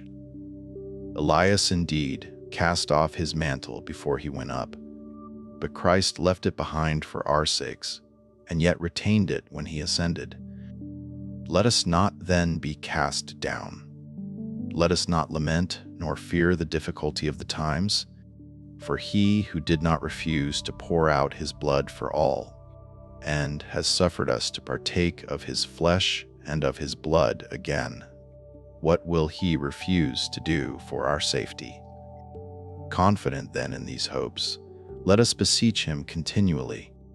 Let us be earnest in prayers and supplications, and let us with all strictness give our attention to every other virtue, that so we may escape the danger that now threatens, and obtain the good things to come, which God grant we may all be worthy of, through the grace and loving-kindness of our Lord Jesus Christ, by whom and with whom be glory to the Father together with the Holy Spirit, forever and ever. Amen. Homily 3 on the Statues. From the third homily, we hear selected words on repentance, fasting, restraint, and the healing of speech. When I look on that throne, deserted and bereft of our teacher, I rejoice and weep at the same time. I weep because I see not our Father with us, but I rejoice that he is set out on a journey for our preservation, that he is gone to snatch so great a multitude from the wrath of the emperor.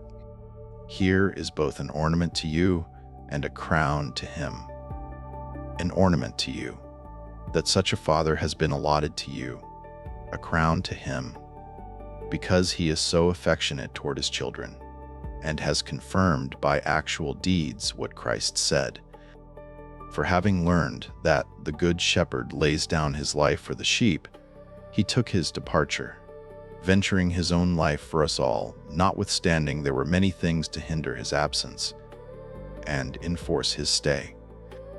And first, his time of life, extended as it is to the utmost limits of old age. Next, his bodily infirmity and the season of the year, as well as the necessity for his presence at the holy festival, and besides these reasons, his only sister even now at her last breath. He has disregarded, however, the ties of kindred, of old age, of infirmity, and, the severity of the season, and the toils of the journey, and preferring you and your safety above all things, he has broken through all these restraints. And, even as a youth, the aged man is now hastening along, borne upon the wings of zeal. For if Christ, says he, gave himself for us, what excuse or pardon should we deserve, having undertaken the charge of so numerous a people, if we were not ready to do and to suffer anything for the security of those committed into our hands?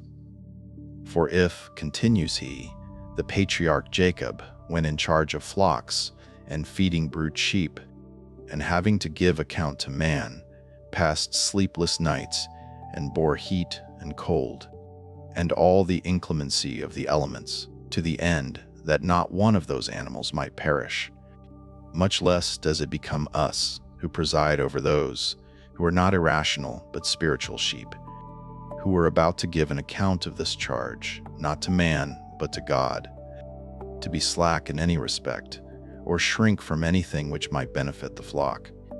Besides, in proportion as the latter flock is superior to the former, men to brutes, and God to men, so it is fitting for us to manifest a greater and more intense anxiety and diligence. He knows well that his concern is now not for one city only, but for the whole of the East. For our city is the head and mother of all that lie toward the East. For this reason he would encounter every danger, and nothing would avail to detain him here. On this account I trust that there may be a good hope, for God will not disdain to look upon such earnestness and zeal, nor will he suffer his servant to return without success. I know that when he has barely seen our pious emperor and been seen by him, he will be able at once by his very countenance to allay his wrath. For not only the words of the saints, but their very countenances are full of grace. And he is a person too endowed with abundant wisdom, and being well skilled in the divine laws, he will say to him as Moses said to God, "Yet now, if you will forgive their sin, and if not, slay me together with them." He will, moreover, inform him that the offense was not common to the whole city, but the deed of certain strangers and adventurers, men that act upon no deliberate plan, but with every sort of audacity and lawlessness, and that it would not be just for the disorderly conduct of a few to extirpate so great a city, and to punish those who had done no wrong, and that even though all had been transgressors, they had paid a sufficient punishment, being consumed by fear so many days, and expecting every day to be put to death, and being exiles and fugitives, thus living more wretchedly than condemned criminals, carrying their life in their hands, and having no confidence of escape. Let this punishment, he will say, suffice. Carry not your resentment further. Make the judge above merciful to yourself by humanity toward your fellow servants. Think of the greatness of the city, and that the question now is not concerning 1 or 2 or 3 or 10 souls, but of a vast multitude too numerous to be reckoned up. It is a question which affects the capital of the whole world. This is the city in which Christians were first called by that name. Honor Christ. Reverence the city which first proclaimed that name, so lovely and sweet to all. This city has been the tabernacle of apostles, the dwelling place of the just. And now, this is the first and only instance of insurrection against its rulers, and all past time will bear favorable witness to the manners of the city. For had the people been continually given to sedition, it might have been necessary to make an example of such iniquity.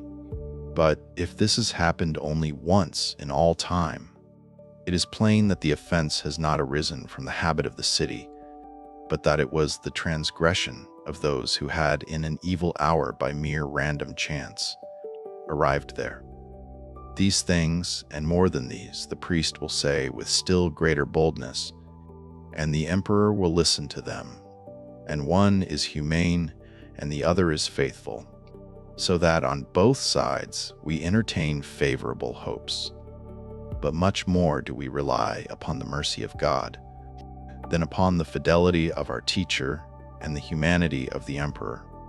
For while the emperor is supplicated and the priest is supplicating, he himself will interpose, softening the heart of the emperor and exciting the tongue of the priest, facilitating his utterance, preparing the mind of the other to receive what is said and with much indulgence, to accede to the petitions. For our city is dearer to Christ than all others, both because of the virtue of our ancestors and of your own. And as Peter was the first among the apostles to preach Christ, so, as I said before, this city was the first of cities that adorned itself by assuming the Christian appellation as a sort of admirable diadem. But if, where only 10 just men were found, God promised to save all who dwelt there, why should we not expect a favorable issue and become assured of all our lives, when there are not only 10, 20, or twice so many only, but far more, who are serving God with all strictness? I've heard many saying, "The threats of a king are like the wrath of a lion, being full of dejection and lamentation." What then should we say to such? That he who said, "The wolves and the lambs shall feed together, and the leopard shall lie down with the kid, and the lion shall eat straw like the ox," will be able to convert the lion into a mild lamb. Let us therefore supplicate him. Let us send an embassy to him, and he will doubtless allay the emperor's wrath and deliver us from the impending distress. Our Father has gone thither on this embassy. Let us go on embassy from hence to the majesty of heaven. Let us assist him by prayers. The community of the church can do much, if, with a sorrowful soul and with a contrite spirit, we offer up our prayers. It is unnecessary to cross the ocean or to undertake a long journey. Let every man and woman among us, whether meeting together at church or remaining at home, call upon God with much earnestness, and he will doubtless accede to these petitions. Where does this appear evident? Because he is exceedingly desirous that we should always take refuge in him, and in everything make our requests to him, and do nothing and speak nothing without him. For men, when we trouble them repeatedly concerning our affairs, become slothful and evasive, and conduct themselves unpleasantly toward us. But with God it is quite the reverse. Not when we apply to him continually respecting our affairs, but when we fail to do so, then is he especially displeased. Hear at least what he reproves the Jews for when he says, "You have taken counsel, but not of me, and made treaties. Does a man affright you? Hasten to the Lord above, and you will suffer no evil." Thus the ancients had release from their calamities, and not men only, but also women. There was a certain Hebrew woman, Esther was her name. This Esther rescued the whole people of the Jews when they were about to be delivered over to destruction by this very method.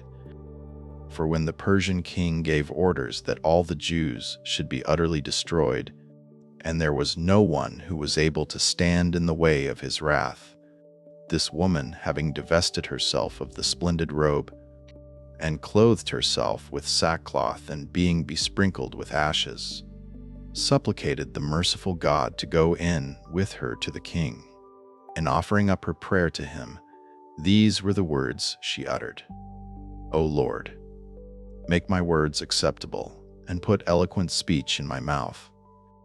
Let this be the prayer which we offer to God for our teacher. For if a woman, supplicating on behalf of the Jews, prevailed to allay the wrath of a barbarian, much rather will our teacher, entreating on behalf of so great a city, and in conjunction with so great a church, be able to persuade this most mild and merciful emperor. For if he has received authority to loose sins committed against God, much more will he be able to take away and blot out those which have been committed against a man. He is also himself a ruler, and a ruler of more dignity than the other. For the sacred laws take and place under his hands even the royal head. And when there is need of any good thing from above, the emperor is accustomed to fly to the priest, but not the priest to the emperor. He too has his breastplate, that of righteousness. He too has his girdle, that of truth, and sandals of much greater dignity, those of the gospel of peace. He too has a sword, not of iron, but of the Spirit. He too has a crown resting on his head. This panoply is the more splendid. The weapons are grander, the license of speech greater. Let us not then despair of our safety, but let us pray, let us make invocation, let us supplicate. Let us go on embassy to the King that is above with many tears. We have this fast too as an ally, and as an assistant in this good intercession. Therefore, as when the winter is over and the summer is appearing, the sailor draws his vessel to the deep, and the soldier burnishes his arms, and makes ready his steed for the battle, and the husbandman sharpens his sickle, and the traveler boldly undertakes a long journey, and the wrestler strips and bares himself for the contest. So too, when the fast makes its appearance, like a kind of spiritual summer, let us as soldiers burnish our weapons, and as husbandmen let us sharpen our sickle, and as sailors let us order our thoughts against the waves of extravagant desires, and as travelers let us set out on the journey toward heaven, and as wrestlers let us strip for the contest. For the believer is at once a husbandman, and a sailor, and a soldier, a wrestler, and a traveler.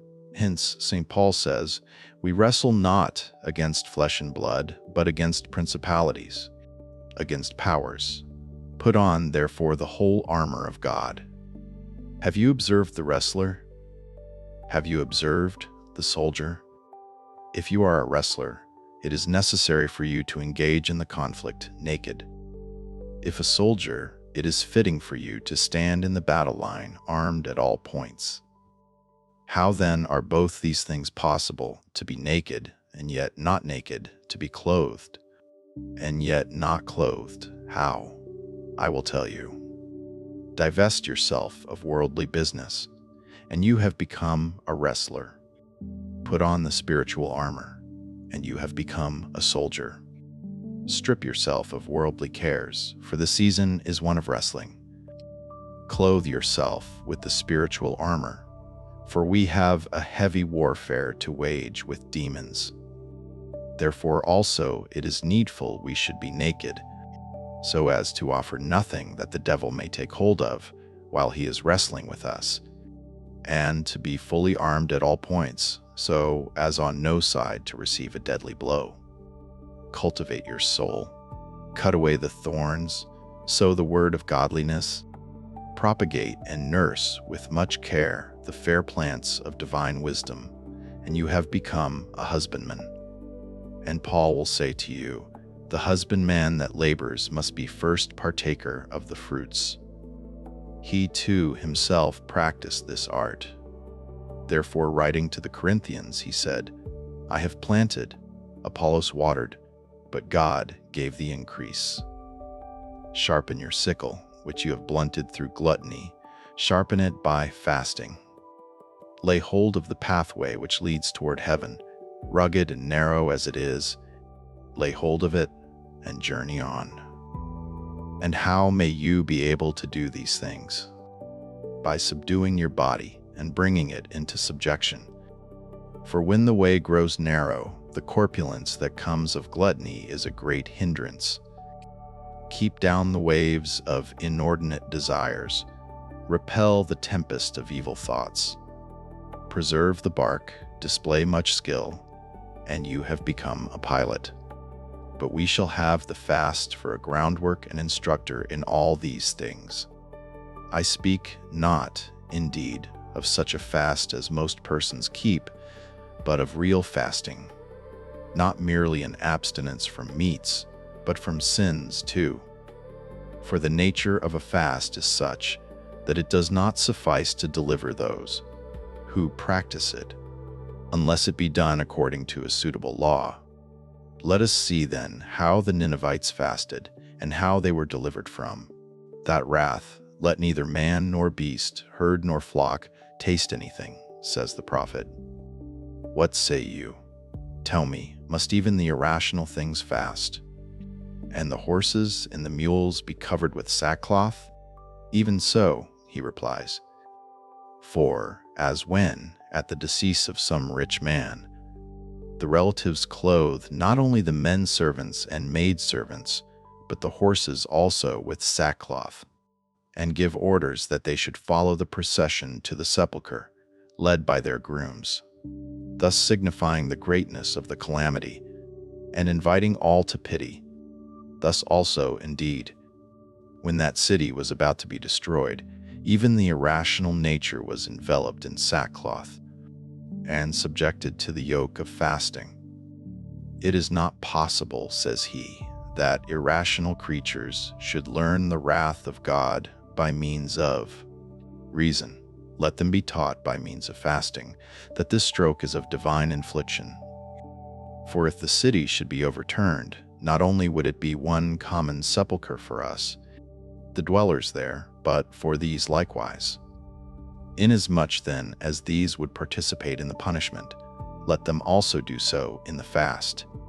But there was yet another thing which they aimed at in this act, which the prophets also are wont to do. For these, when they see some dreadful chastisement proceeding from heaven, and those who are to be punished without anything to say for themselves, laden with shame, unworthy of the least pardon or excuse, not knowing what to do, nor from where they may procure an advocacy for the condemned, they have recourse to the things irrational, and describing their death in tragical fashion, they make intercession by them, putting forward as a plea their pitiable and mournful destruction. When, therefore, aforetime, famine had seized upon the Jews, and a great drought oppressed their country, and all things were being consumed, one of the prophets spoke thus. The young heifers leaped in their stalls, the herds of oxen wept, because there was no pasture. All the cattle of the field looked upward to you, because the streams of waters were dried up. Another prophet, bewailing the evils of drought, again speaks to this effect. The hinds calved in the fields and forsook it, because there was no grass. The wild asses did stand in the forests. They snuffed up the wind like a dragon. Their eyes did fail, because there was no grass. Moreover, you have heard Joel saying today, let the bridegroom go forth of his chamber, and the bride out of her closet, the infants that suck the breast. But, as I said before, we may see what it was that dissolved such inexorable wrath. Was it, forsooth, fasting only and sackcloth? We say not so, but the change of their whole life. Where does this appear? From the very language of the prophet. For he who has discoursed of the wrath of God and of their fasting, himself too, when speaking of the reconciliation and teaching us the cause of the reconciliation, speaks to this effect, and God saw their works. I have said these things, not that we may disparage fasting, but that we may honor fasting. For the honor of fasting consists not in abstinence from food, but in withdrawing from sinful practices. Since he who limits his fasting only to an abstinence from meats is one who especially disparages it. Do you fast? Give me proof of it by your works. Is it said by what kind of works? If you see a poor man, take pity on him. If you see an enemy, be reconciled to him. If you see a friend gaining honor, envy him not. If you see a handsome woman, pass her by. For let not the mouth only fast, but also the eye, and the ear, and the feet, and the hands, and all the members of our bodies. Let the hands fast, by being pure from rapine and avarice. Let the feet fast, by ceasing from running to the unlawful spectacles. Let the eyes fast, being taught never to fix themselves rudely upon handsome countenances, or to busy themselves with strange beauties. For looking is the food of the eyes, but if this be such as is unlawful or forbidden, it mars the fast, and upsets the whole safety of the soul. But if it be lawful and safe, it adorns fasting. For it would be among things the most absurd to abstain from lawful food because of the fast, but with the eyes to touch even what is forbidden. Do you not eat flesh? Feed not upon lasciviousness by means of the eyes. Let the ear fast also. The fasting of the ear consists in refusing to receive evil speakings and calumnies.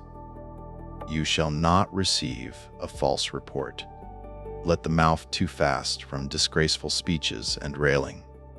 For what does it profit if we abstain from birds and fishes, and yet bite and devour our brothers? The evil speaker eateth the flesh of his brother, and biteth the body of his neighbor. Because of this, Paul utters the fearful saying, If you bite and devour one another, take heed that you be not consumed one of another. You have not fixed your teeth in the flesh, but you have fixed the slander in the soul, and inflicted the wound of evil suspicion. You have harmed in 1,000 ways yourself and him, and many others. For in slandering a neighbor you have made him who listens to the slander worse. For should he be a wicked man, he becomes more careless when he finds a partner in his wickedness. And should he be a just man, he is lifted to arrogance and puffed up, being led on by the sin of others to imagine great things concerning himself. Besides, you have struck at the common welfare of the church. For all those who hear not only accuse the supposed sinner, but the reproach is fastened on the Christian community. Neither do you hear the unbelievers saying, Such a person is a fornicator or a libertine. But instead of the individual who has sinned, they accuse all Christians. In addition to this, you have caused the glory of God to be blasphemed. For as his name is glorified when we have good report, so when we sin, it is blasphemed and insulted. A fourth reason is that you have disgraced him who is ill-reported, and have thus rendered him more shameless than he was, by placing him in a state of enmity and hostility. Fifthly, you have made yourself liable to chastisement and vengeance, by involving yourself in matters which in no way concerned you. For let not anyone tell me in reply, Then I am an evil speaker when I speak falsely. But if I speak what is true, I cease to be so. Although it be with truth you speakest evil, this also is a crime. For that Pharisee spake evil of the publican with truth, but nevertheless this availed him not. For was not the latter, I ask, a publican and a sinner? It is manifest to every one that he was a publican. But at the same time, inasmuch as the Pharisee spoke ill of him, he departed from the temple with the loss of every advantage. Do you wish to correct a brother? Weep, pray to God, taking him apart, admonish, counsel, entreat him. So also Paul did, lest, says he, when I come again, my God will humble me among you, and I shall bewail many which have sinned already, and have not repented of the uncleanness and fornication and lasciviousness which they have committed. Show your charity toward the sinner. Persuade him that it is from care and anxiety for his welfare, and not from a wish to expose him, that you puttest him in mind of his sin. Take hold of his feet, embrace him, be not ashamed, if you truly desire us to cure him. Physicians, too, do things of this sort, oftentimes when their patients are hard to please. By embraces and entreaties they at length persuade them to take a salutary medicine. Thus also do you. Show the wound to the priest, that is, the part of one who cares for him, and provides for him, and is anxious on his behalf. But not only do I now admonish the evil speakers, but those besides, who hear others ill spoken of, I exhort to stop up their ears, and to imitate the prophet who says, "Whoso privily slandereth his neighbor, him will I punish." Say to your neighbor, "Have you anyone to praise or highly to commend?" I open my ears to receive the fragrant oil. But if you have any evil to say, I block up the entrance to your words, for I am not to admit dung and dirt. What profit does it afford me to learn that such a one is a bad man? The greatest injury indeed results from this, and the worst loss. Say to him, "Let us be anxious about our own faults, how we may render up an account of our own transgressions, and exhibit this sort of curiosity and meddlesome activity respecting our own lives. What excuse or pardon shall we find, while we never even take into consideration our own affairs, but thus inquisitively pry into those of others? And as it is mean and extremely disgraceful to peer into a house, and to observe what is within as one passes, so also to make inquisition into another man's life is the last degree of illiberality. But what is yet more ridiculous is that those who lead this sort of life and are neglectful of their own affairs, when they have mentioned any of these secret matters, beseech and adjure him who has heard it, not to mention it more to any other person, thus making it plain that they have done an action which deserves censure. For if you beseech him to tell this to no other person, much more did it not become you to tell these things first to him. The matter was safe while in your possession. Now, after betraying it, you are grown anxious for its safety. If you are desirous that it be not carried abroad to another, do not yourself tell it. But when you have betrayed the custody of the matter to another, you do what is superfluous and useless in charging him and putting him on oath for the safety of what has been spoken. But it is sweet to slander. No, it is sweet not to speak evil. For he that has spoken evil is henceforth contentious. He is suspicious, and he fears, repents, and gnaws his own tongue, being timorous and trembling lest at any time what he said should be carried to others, and bring great peril and useless and needless enmity on the sayer. But he who keeps the matter to himself will spend his days in safety with much pleasantness. You have heard a word, we read, let it die with you, and be bold. It will not burst you. What is the meaning of this? Let it die with you. Extinguish it, bury it, neither permit it to go forth, nor even to move at all. But, as the best course, be careful not to tolerate others in the practice of evil speaking. And should you, perhaps, at any time receive an impression from it, bury it, destroy what has been uttered, deliver it over to oblivion, in order that you may become like those who have not heard it, and spend the present life with much peace and security. Should the slanderers learn that we abhor them more than those do whom they accuse, they themselves will henceforth abandon this evil habit and correct the sin, and will afterwards applaud and proclaim us as those who were their saviors and benefactors.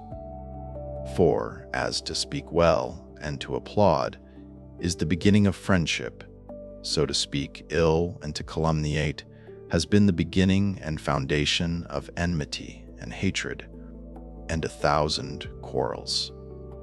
From nothing else have our own affairs been more neglected, than from the habit of prying into and meddling with the concerns of others. For it is not possible for one who is given to evil speaking and busying himself with other men's lives ever to look after his own life, his whole study being expended upon meddling with other men's matters. All those which belong to himself must of necessity be left at hazard and neglected. For it is well if one who spends all his leisure on the anxious consideration of his own sins and the judgment of them can make any progress. But when you are always busy about other men's matters, when will you pay any heed to your own evils? Let us flee then, beloved, let us flee slander, knowing that it is the very gulf of Satan and the place where he lurks with his snares. For in order that we may be careless of our own state, and may thus render our account heavier, the devil leads us into this custom. But more than this, it is not only a very serious matter that we shall hereafter have to give account of what we have spoken, but that we shall make our own offenses the heavier by these means, depriving ourselves of all excuse. For he who scans with bitterness the conduct of others can never obtain pardon for the sins committed by himself. For God will determine the sins not only from the nature of our transgressions, but from the judgment which you have passed upon others. Therefore, he gave the admonition, "Judge not, that you be not judged." For the sin, of whatever kind, will not there appear any more such as it was when committed, but will receive a great and unpardonable addition from the judgment passed by you upon your fellow servants. For as he who is humane and merciful and forgiving cuts away the greater mass of his sins, so he who is bitter and cruel and implacable greatly increases the magnitude of his own offenses. Let us then expel from our mouth all slander, knowing that if we do not abstain from it, though we might feed upon ashes, this austerity would avail us nothing. For not that which enters into, but that which comes out of the mouth defileth the man. If anyone were to stir up a cesspool when you were passing, say, would you not reproach and rate the man who did it? This then also do with respect to the slanderer.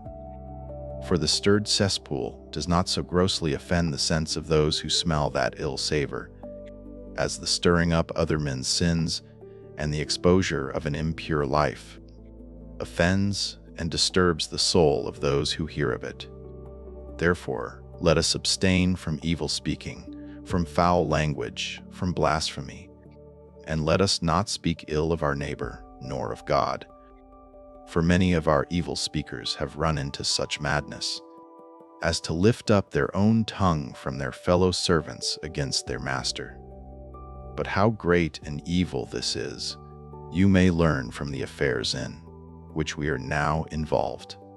A man is insulted, and, lo, we are all fearing and trembling, both those who are guilty of the insult, and those who are conscious of nothing of the kind. But God is insulted every day.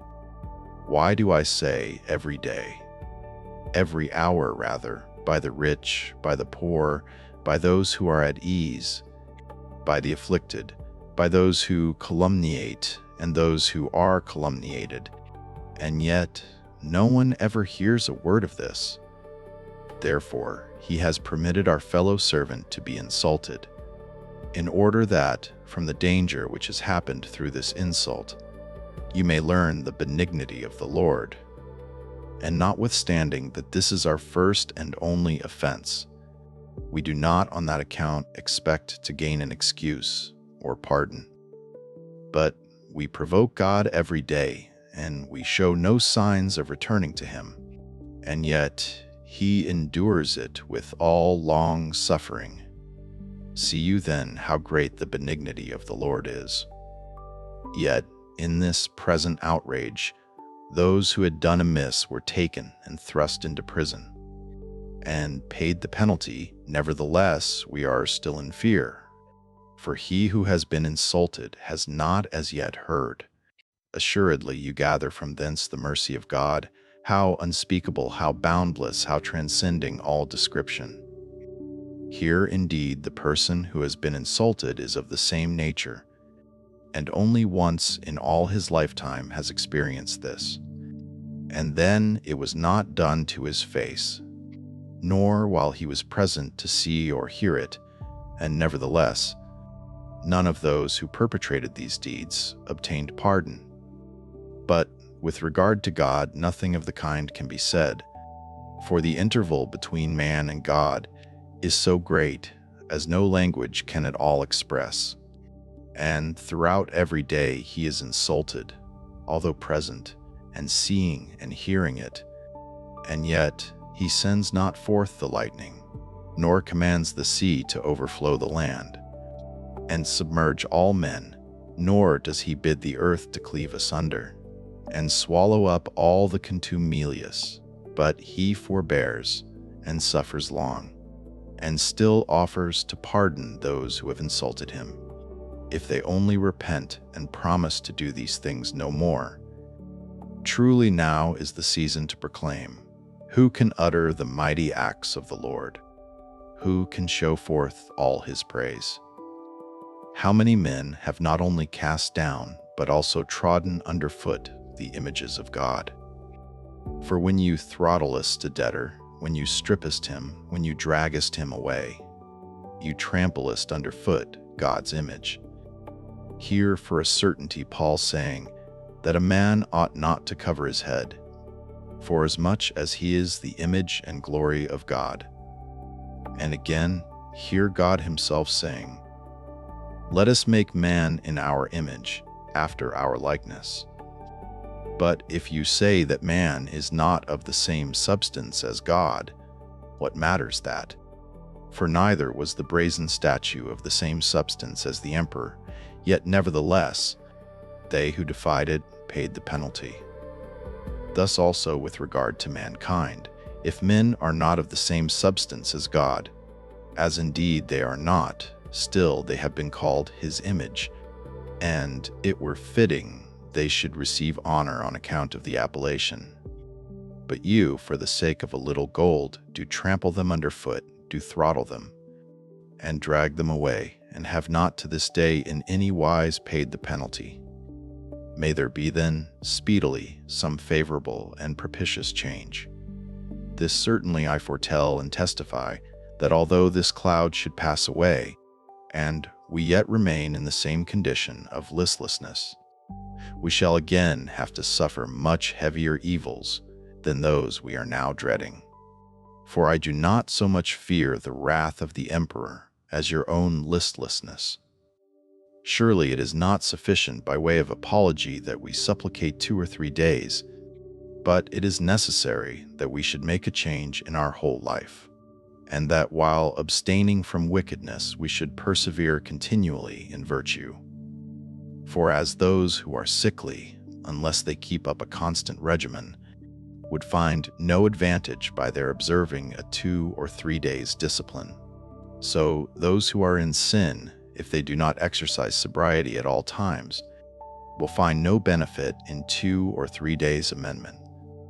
For as it is said, that he who is washed and is again afterwards polluted with the mire has gained nothing, so he who has repented for 3 days and has again returned to his former state has accomplished nothing.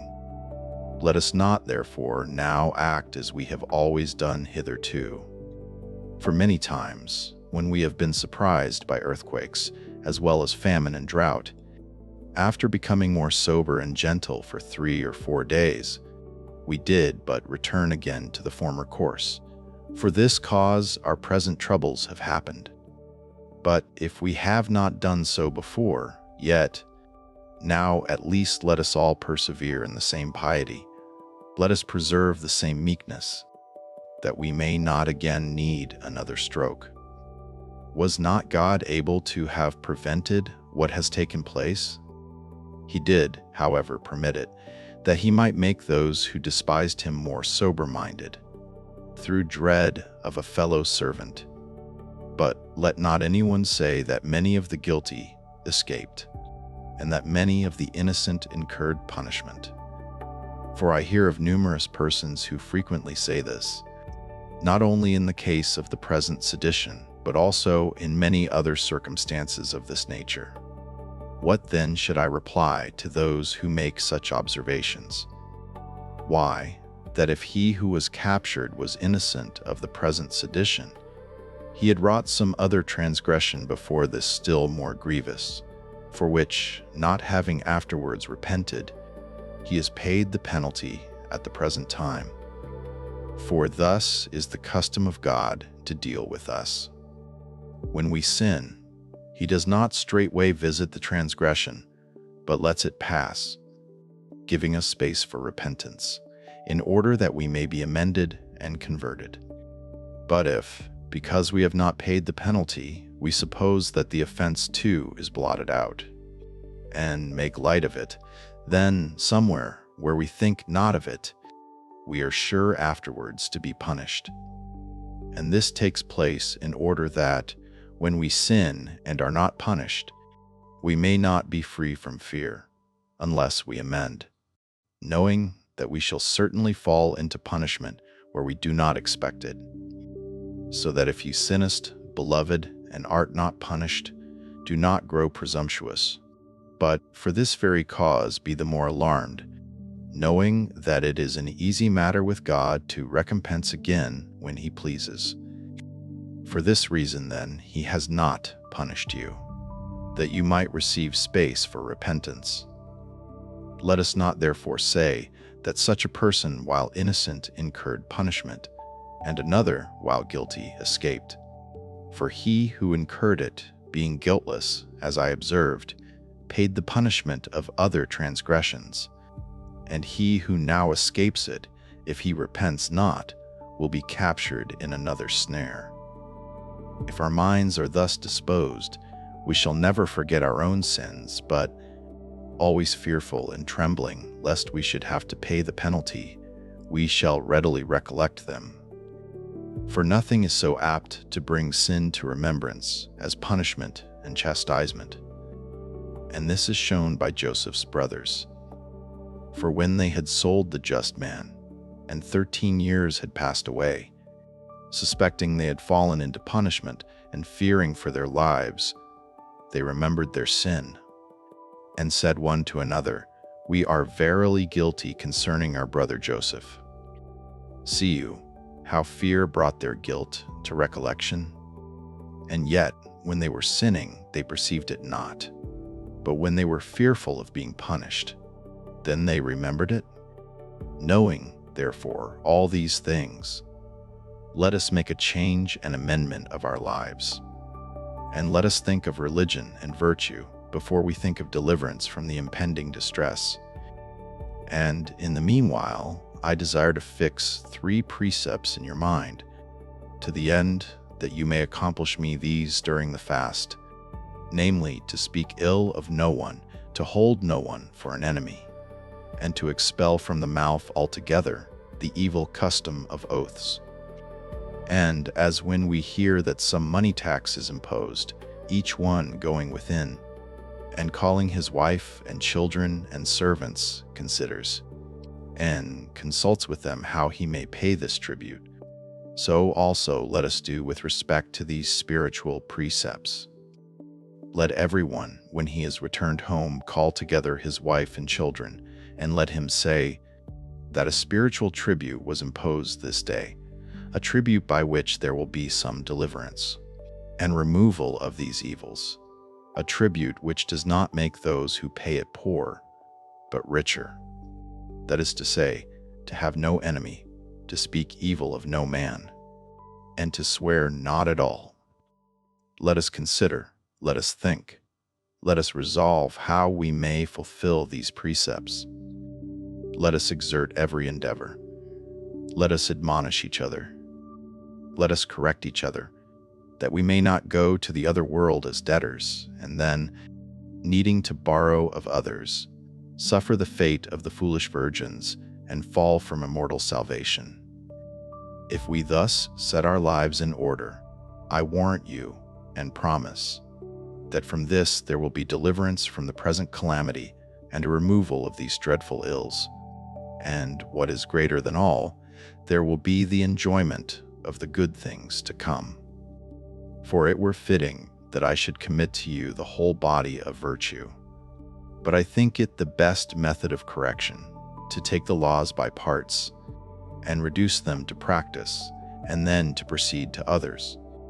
For as in a given field, the husbandman, digging it all up piecemeal, gradually comes to the end of his task, so we too, if we make this rule for ourselves, in any wise to reduce to a correct practice these 3 precepts during the present Lent, and to commit them to the safe custody of good habit, we shall proceed with greater ease to the rest, and by this means, arriving at the summit of spiritual wisdom, we shall both reap the fruit of a favorable hope in the present life, and in the life to come we shall stand before Christ with great confidence, and enjoy those unspeakable blessings, which, God grant, we may all be found worthy of, through the grace and loving kindness of Jesus Christ our Lord, with whom be glory to the Father and the Holy Spirit forever and ever.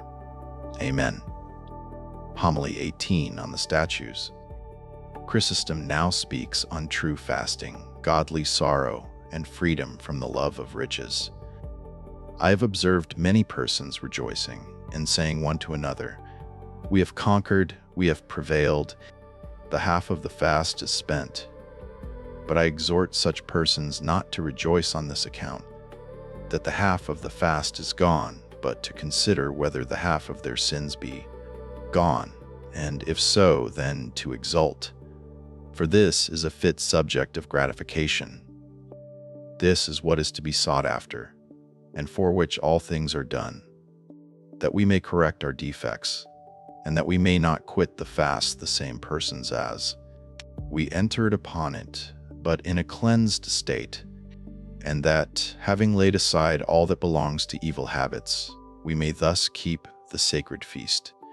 Since if the case be otherwise, we shall be so far from obtaining any advantage, that the completion of the fast will be the greatest injury to us. Let us, therefore, not rejoice that we have gone through the length of the fast, for this is nothing great, but let us rejoice if we have got through it with fresh attainments, so that when this is over, the fruit of it may shine forth. For the gain of winter is more especially manifested after the season is gone by. Then the flourishing corn and the trees teeming with leaves and fruit proclaim, by their appearance, the benefit that has accrued to them from the winter. Let the same thing also take place with us. For during the winter we have enjoyed divers and frequent showers, having been during the fast partakers of a continued course of instruction, and have received spiritual seeds, and cut away the thorns of luxury.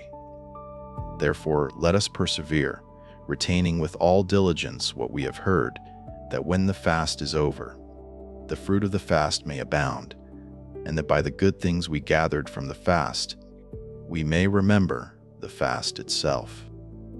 If thus we fashion ourselves, we shall, when the fast returns, welcome it again with pleasure.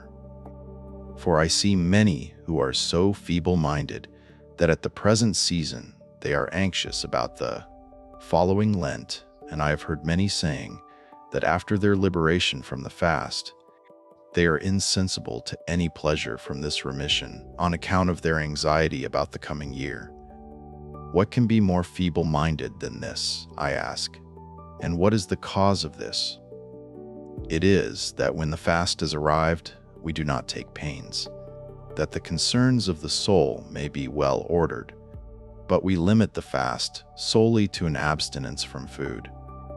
Since, were we to reap the full benefit of it in a reformation of conduct, we should wish the fast to come round every day, receiving in very deed an experience of its good effects, and we should never cast away the desire of it, or be dejected and anxious while expecting it.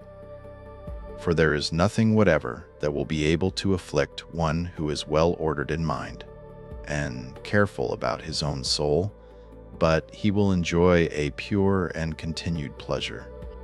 And that this is true, you have today heard from Paul, who exhorts us, saying, "Rejoice in the Lord always. And again I say, rejoice."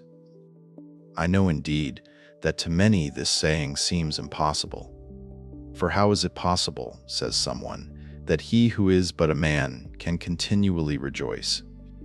To rejoice is no hard matter, but to rejoice continually, this seems to me to be impossible. For many are the causes of sadness, which surround us on all sides. A man has lost either a son or a wife or a beloved friend, more necessary to him than all kindred, or he has to sustain the loss of wealth, or he has fallen into sickness, or he has to bear some other change of fortune, or to grieve for contemptuous treatment which he did not deserve, or famine, or pestilence, or some intolerable exaction or circumstances in his family trouble him. No, there is no saying how many circumstances of a public or private nature are accustomed to occasion us grief. How then, he may say, is it possible to rejoice always? Yea, O man, it is possible. And if it were not so, Paul would not have given the exhortation, nor would a man endowed with spiritual wisdom have offered such counsel. And for this reason I have constantly said to you, and will not cease to say, that what you could know or have learned from any other, that wisdom you may here meditate. For mankind are universally desirous of pleasure and of rejoicing, and for this they do all, say all, and undertake all things. Therefore it is that the merchant goes on a voyage in order that he may amass wealth, and he amasses wealth to the end that he may rejoice over what he has treasured up. The soldier also for this reason exercises his warfare, and the husbandman his husbandry. For this each man plies his art. Those also who love dominion love it for this end, that they may obtain glory, and they desire to obtain glory, that they may rejoice. And anyone may perceive that each of our undertakings is directed to this point, and that every man looking to this makes haste to go toward it through a variety of means. For as I said, all love gladness, but all are not able to attain it, since they know not the way which leads to it. But many suppose that the source of it is in being rich. But if this were its source, no one possessed of wealth would ever be sad. But, in fact, many of the rich think life not worth living, and would infinitely prefer death when they experience any hardship. And of all men, these are the most liable to excessive sadness. For you should not look to their tables, or their flatterers and parasites, but to the trouble that comes of such things, the insults, the calumnies, the dangers, and the distresses, and, what is far worse, that they meet these reverses unpracticed, and know not how to take them philosophically, or to bear with fortitude what befalls them, where it happens that calamities do not appear to them, such as they are in their own nature. But even things which are really light come to seem intolerable, whereas, with regard to the poor, the contrary takes place. Things that are irremediable seem easy to be borne, since they are familiar with many such. For it is not so much the nature of the events as the disposition of the sufferers that makes the evils which come upon us seem great or small. And that I may not go a long way off for examples of both these facts, I will speak to you of what has lately befallen ourselves. Behold then how all the poor escaped, and the populace are delivered from the danger, and enjoy an entire freedom. But those who manage the affairs of the city, the men who keep their studs of horses, and preside over the public games, and such as have borne other public charges. They are now the inmates of the prison, and fear the worst, and they alone pay the penalty of the deeds that have been perpetrated by all, and are in a state of constant terror. And they are now the most wretched of men, not because of the greatness of the danger, but on account of the luxury in which hitherto they have lived. Many, at least when exhorted by us, and counseled to sustain these adverse affairs with fortitude, said this: "We never practiced anything of the kind, and do not know how to exercise such philosophy. This is why we need so much consolation."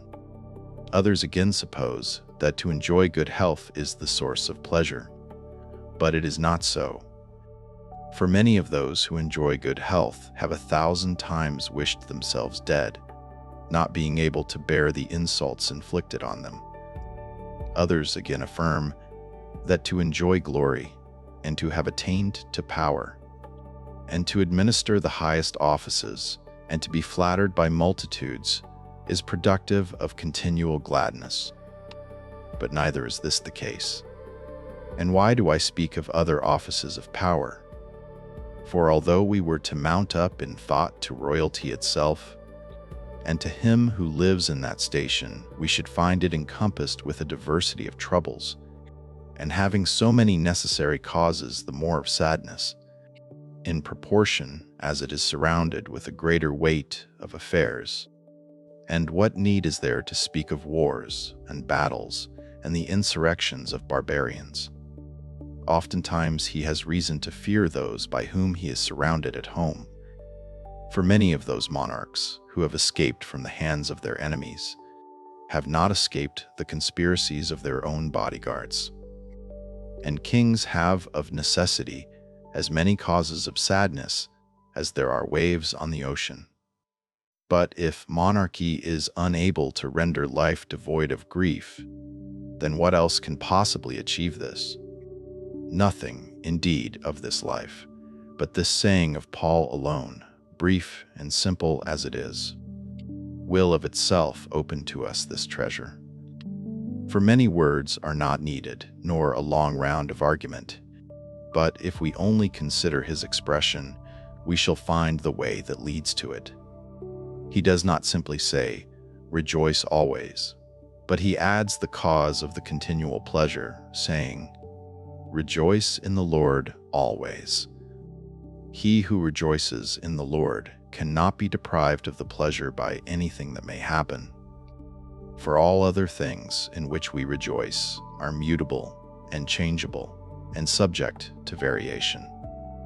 And not only does this grievous circumstance attend them, but moreover, while they remain, they do not afford us a pleasure sufficient to repel and veil the sadness that comes upon us from other quarters.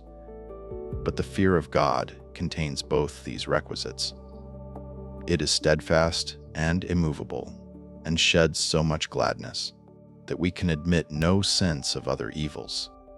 For the man who fears God as he ought and trusts in him gathers from the very root of pleasure and has possession of the whole fountain of cheerfulness. And as a spark falling upon a wide ocean quickly disappears, so whatever events happen to the man who fears God, these, falling as it were upon an immense ocean of joy, are quenched and destroyed. This indeed is most to be wondered at, that while things which minister sadness are present, the man should remain joyful.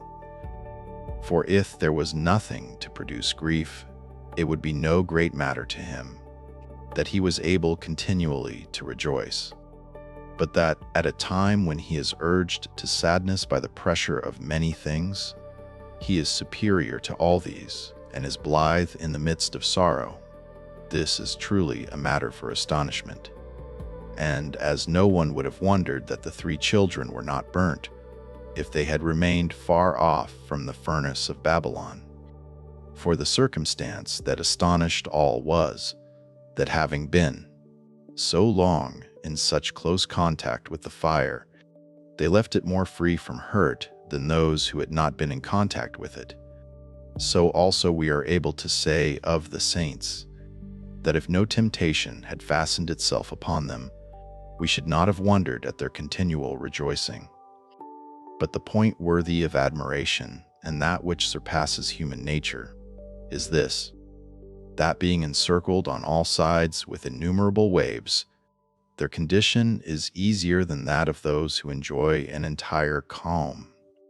From what has been said, it is evident that amongst those who are outside the church, it is impossible to find any situation in life encircled with continual gladness from the things without, but that the believer cannot possibly be deprived of the enjoyment of a continued pleasure is what I will now proceed to prove to the end, that you may not only learn, but also emulate this painless condition of life.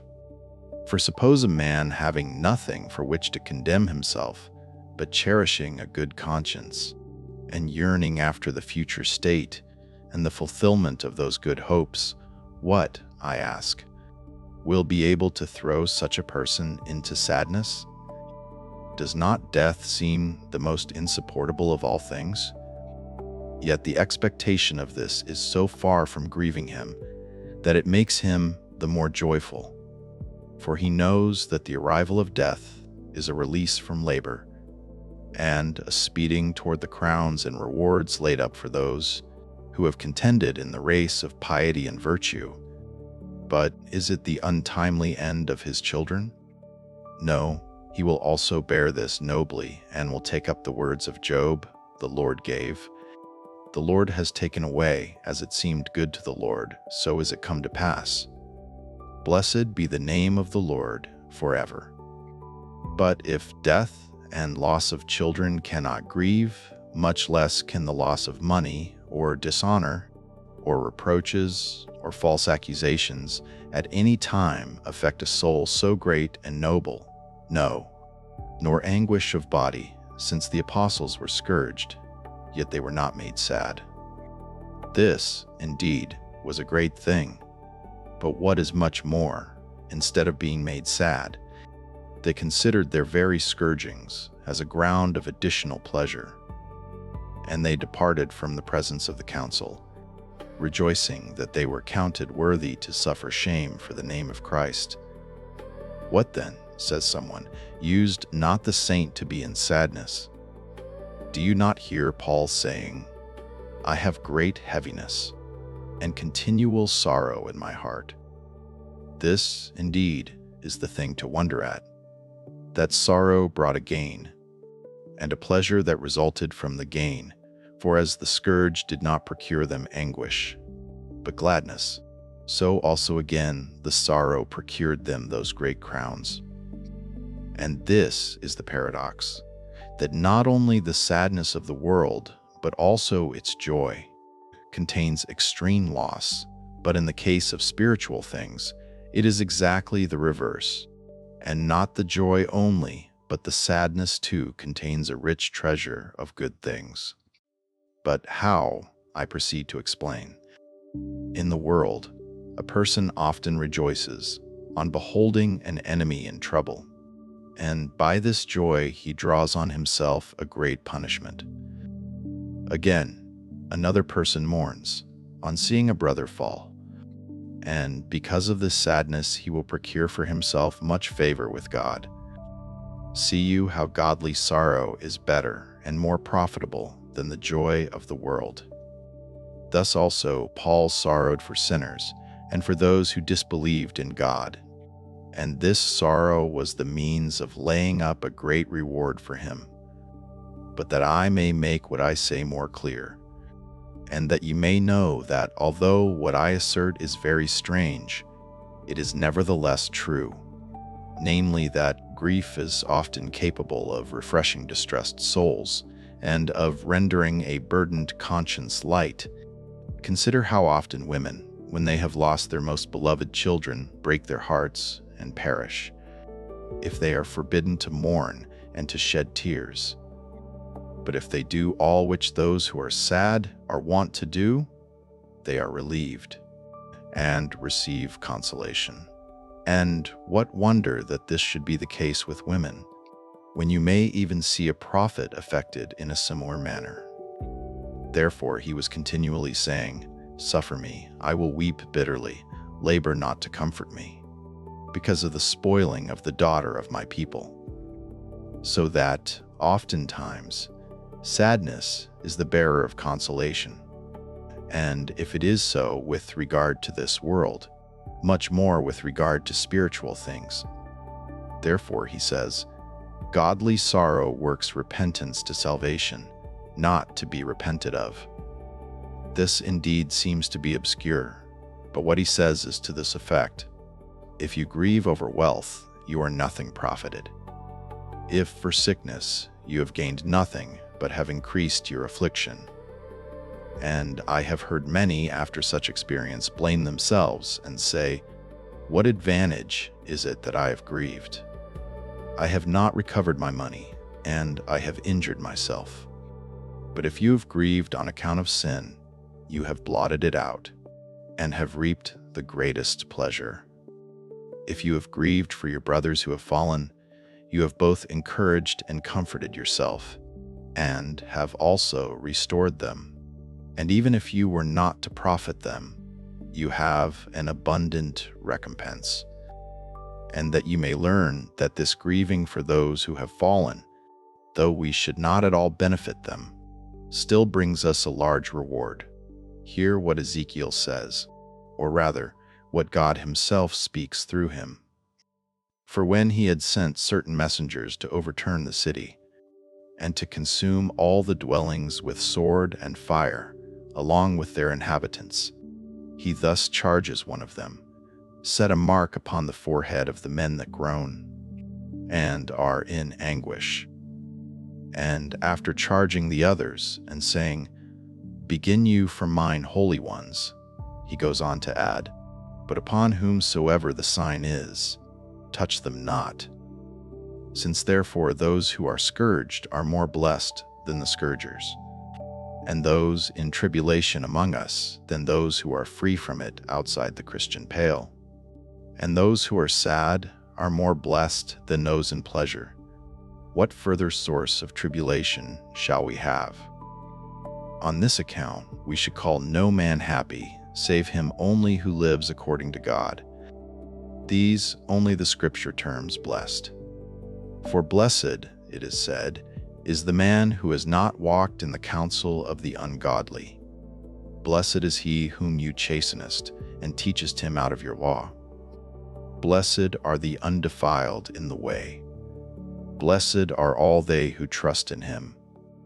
Blessed is the people whose God is the Lord. Blessed is he whom his soul condemneth not. Blessed is the man that feareth the Lord. And again Christ speaks thus: Blessed are they that mourn, blessed are the humble, blessed are the meek. Blessed are the peacemakers. Blessed are they who are persecuted for righteousness' sake. See you how the divine laws everywhere pronounce blessed none of the rich, or of the well-born, or of the possessors of glory, but the man who has gotten hold of virtue. For what is required of us is that in everything we do or suffer, the fear of God should be the foundation. And if you implant this as the root, not merely will ease and honor and glory and attention produce fruits that shall be pleasurable to you, but hostilities also, and calumnies, and contempt, and disgrace, and torments, and all things without exception. And just as the roots of trees are bitter in themselves, and yet produce our sweetest fruits, so, verily, godly sorrow will bring us an abundant pleasure. They know, who have often prayed with anguish and shed tears, what gladness they have reaped, how they purged the conscience, how they rose up with favorable hopes. For as I am always saying, it is not the nature of the things, but our disposition, which is wont to make us sad or joyful. If then we can render the latter such as it ought to be, we shall have a pledge for all gladness. And just as, with the body, it is not so much the nature of the air, or the things it meets from without, as its own internal condition, that either injures or assists it, so also it is in the case of the soul, and much more so. For in the one case, there is the necessity of nature; in the other, the whole is seated in the power of choice. Therefore Paul, when he had endured innumerable evils, shipwrecks, wars, persecutions, plots, the assaults of robbers, and things too numerous to be recounted, dying also daily deaths, was so far from grieving, or being discontented, that he gloried and rejoiced and said, I now rejoice in my sufferings, and fill up that which is behind of the afflictions of Christ in my flesh. And again, and not only so, but we glory in tribulations. Now, glorying signifies an extension of pleasure. If then you desirest joy, seek not after riches, nor bodily health, nor glory, nor power, nor luxury, nor sumptuous tables, nor vestures of silk, nor costly lands, nor houses splendid and conspicuous, nor anything else of that kind, but pursue that spiritual wisdom which is according to God, and take hold of virtue, and then not of the things which are present or which are expected, will be able to sadden you. Why do I say to sadden? Verily, the things that make others sad will prove to you an accession of pleasure. For scourges and death and losses and slanders and the being evil entreated and all such things, when they are brought upon us for God's sake and spring from this root, will bring into our souls much pleasure. For no one will be able to make us miserable if we do not make ourselves such, nor, on the other hand, blessed if we do not make ourselves such, following up the grace of God. And that you may learn that he only is blessed, who feareth the Lord. I will now demonstrate this to you, not by what has happened in past times, but by what has befallen ourselves. Our city was in danger of being utterly effaced, and no man among the rich or eminent or illustrious dared to appear in public, but all fled and hurried out of the way. But they who feared God, the men who passed their time in monasteries, hastened down with much boldness, and set all free from this terror, and the terrible events that had taken place, and the threats which had been expected to be put into execution, were so far from causing them to fear, or from throwing them into anxiety, that although they were placed far off from the calamity, and had no share in it, they cast themselves willingly into the midst of the fire, and rescued all. And as for death, which seems universally terrible and awful, they awaited it with the utmost readiness, and ran to meet it with more pleasure than others do toward principalities and honors. And why, but because they knew that this is the greatest principality and honor, and they shewed in very deed that he only is blessed who lays hold of the wisdom which is from above, that he undergoes no change and sustains no adversity, but enjoys a continued tranquility, and laughs to scorn all things which seem to be sorrowful. At the present time, at least, those who were once in power are oppressed by much sadness, inhabiting the prison and loaded with chains, and daily expecting to be put to death. But these men, on the contrary, enjoy the purest pleasure, and if it be their lot to suffer anything terrible, this, and the very things which seem formidable to others, are welcome to them. For they know well toward what point they are running, and what lot will await them when they depart hence. But while they live with so much exactness and smile at death, they nevertheless grieve for others, and reap therefrom, in turn, the greatest advantage. Let us then be in earnest to take care of our souls, and nothing which may come unlooked for can make us sad. And on behalf of those who are in prison, let us beseech God that he will deliver them from their present calamity, For it was in God's power at once to release us from this dire evil, and not to suffer even the smallest part of it to remain, but in order that we may not again go back to our former negligence, He has provided that the torrent of these evils should subside gently and by little and little, holding us fast to the same pious resolutions, and that this is true, and that many would have gone back to their former supineness, if we had been released from the whole difficulty at once, is manifest from this circumstance, that while yet the remnants of the calamity are left, while the sentence of the emperor is yet doubtful, and those who conducted the affairs of the city are all in prison, many of our fellow inhabitants, through their inordinate desire of bathing, run to the river, there making endless merriment, behaving wantonly, leaping, dancing, and dragging women after them. What pardon can such be worthy of? What kind of excuse can they offer? Or rather, what kind of punishment and vengeance do they not deserve? The head of the city is in the public prison. Our members are in exile. The sentence concerning them is doubtful. And do you, I ask, dance, sport, and laugh? Why, we could not endure, says someone, to remain without the bath. O shameless disposition, sordid and perverted! How many months, I ask, how many years have passed?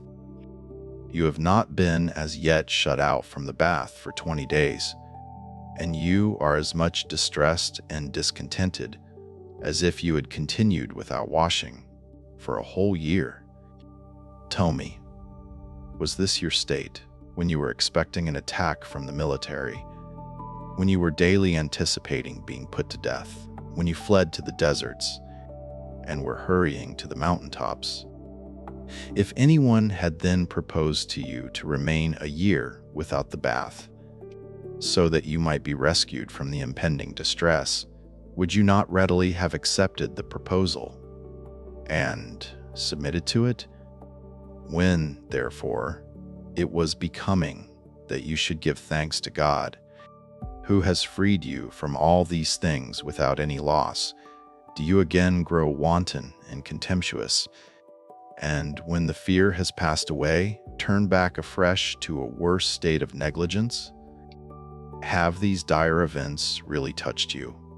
And yet are you so desirous of the baths? Why, if the bath had been permitted, would not the calamity of those who are yet in confinement have been sufficient to persuade those who are not in the same grievous condition to be forgetful of every luxury? Life itself is at stake. And do you remember the baths and desire to be luxurious? Do you despise the danger because you have now escaped it? Take heed lest you entangle yourself in the necessity of a greater punishment, and call back in larger measure the wrath which is removed, and experience the very thing which Christ declared concerning the devils.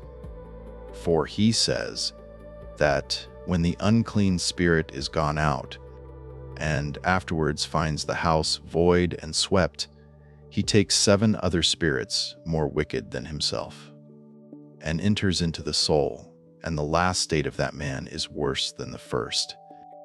Therefore, let us also fear, lest now we are liberated from our former evils, we afterwards by our listlessness draw upon us those which are greater. I know that you yourselves are free from this folly, but you should restrain, punish, and sober those who walk disorderly, that you may always rejoice even as Paul commanded, that both for our own good works and for our forethought for others, we may enjoy both here and in the life to come an abundant recompense, through the grace and loving kindness of our Lord Jesus Christ, by whom and with whom to the Father, with the Holy Spirit, be glory, honor, and adoration, now and ever, and world without end. Amen. Homily 21 on the Statues. We close with selected passages from the final homily, after mercy had been shown to the city. Today, I shall begin with that very same saying with which I have ever been used to open my address to you during the season of danger, and shall say together with you, Blessed be God, who has granted us this day to celebrate this holy feast with much joy and gladness, and has restored the head to the body, the shepherd to the sheep, the master to the disciples, the general to the soldiers, the high priest to the priests. Blessed be God, who does exceeding abundantly above what we ask or think.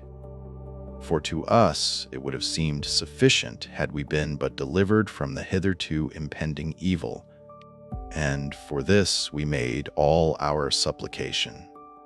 But the God who loves man, and ever in his giving surpasseth our prayers by an excess of bounty, has brought back our Father too, sooner than we could at all have expected, who would, indeed, have thought that in so few days he would have gone, and have had audience with the emperor, and set us free from the calamity, and again come back to us so quickly as to be able to anticipate the holy Passover, and to celebrate it with ourselves? Behold, however, this event, which was so contrary to expectation, has been realized. We have received back our Father, and we enjoy so much the greater pleasure, inasmuch as we have received him back now beyond our hopes.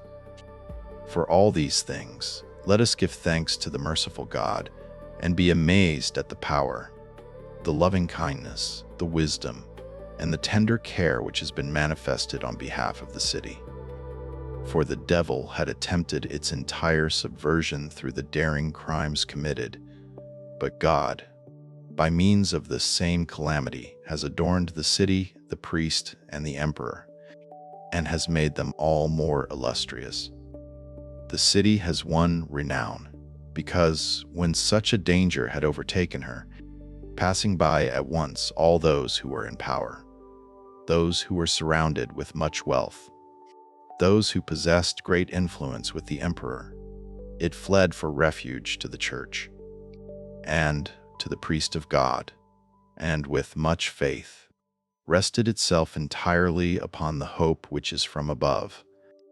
Many, indeed, after the departure of the common Father, were ready to terrify those who lay in prison, by saying, The emperor does not lay aside his wrath, but is still more provoked, and is thinking of the utter ruin of the city.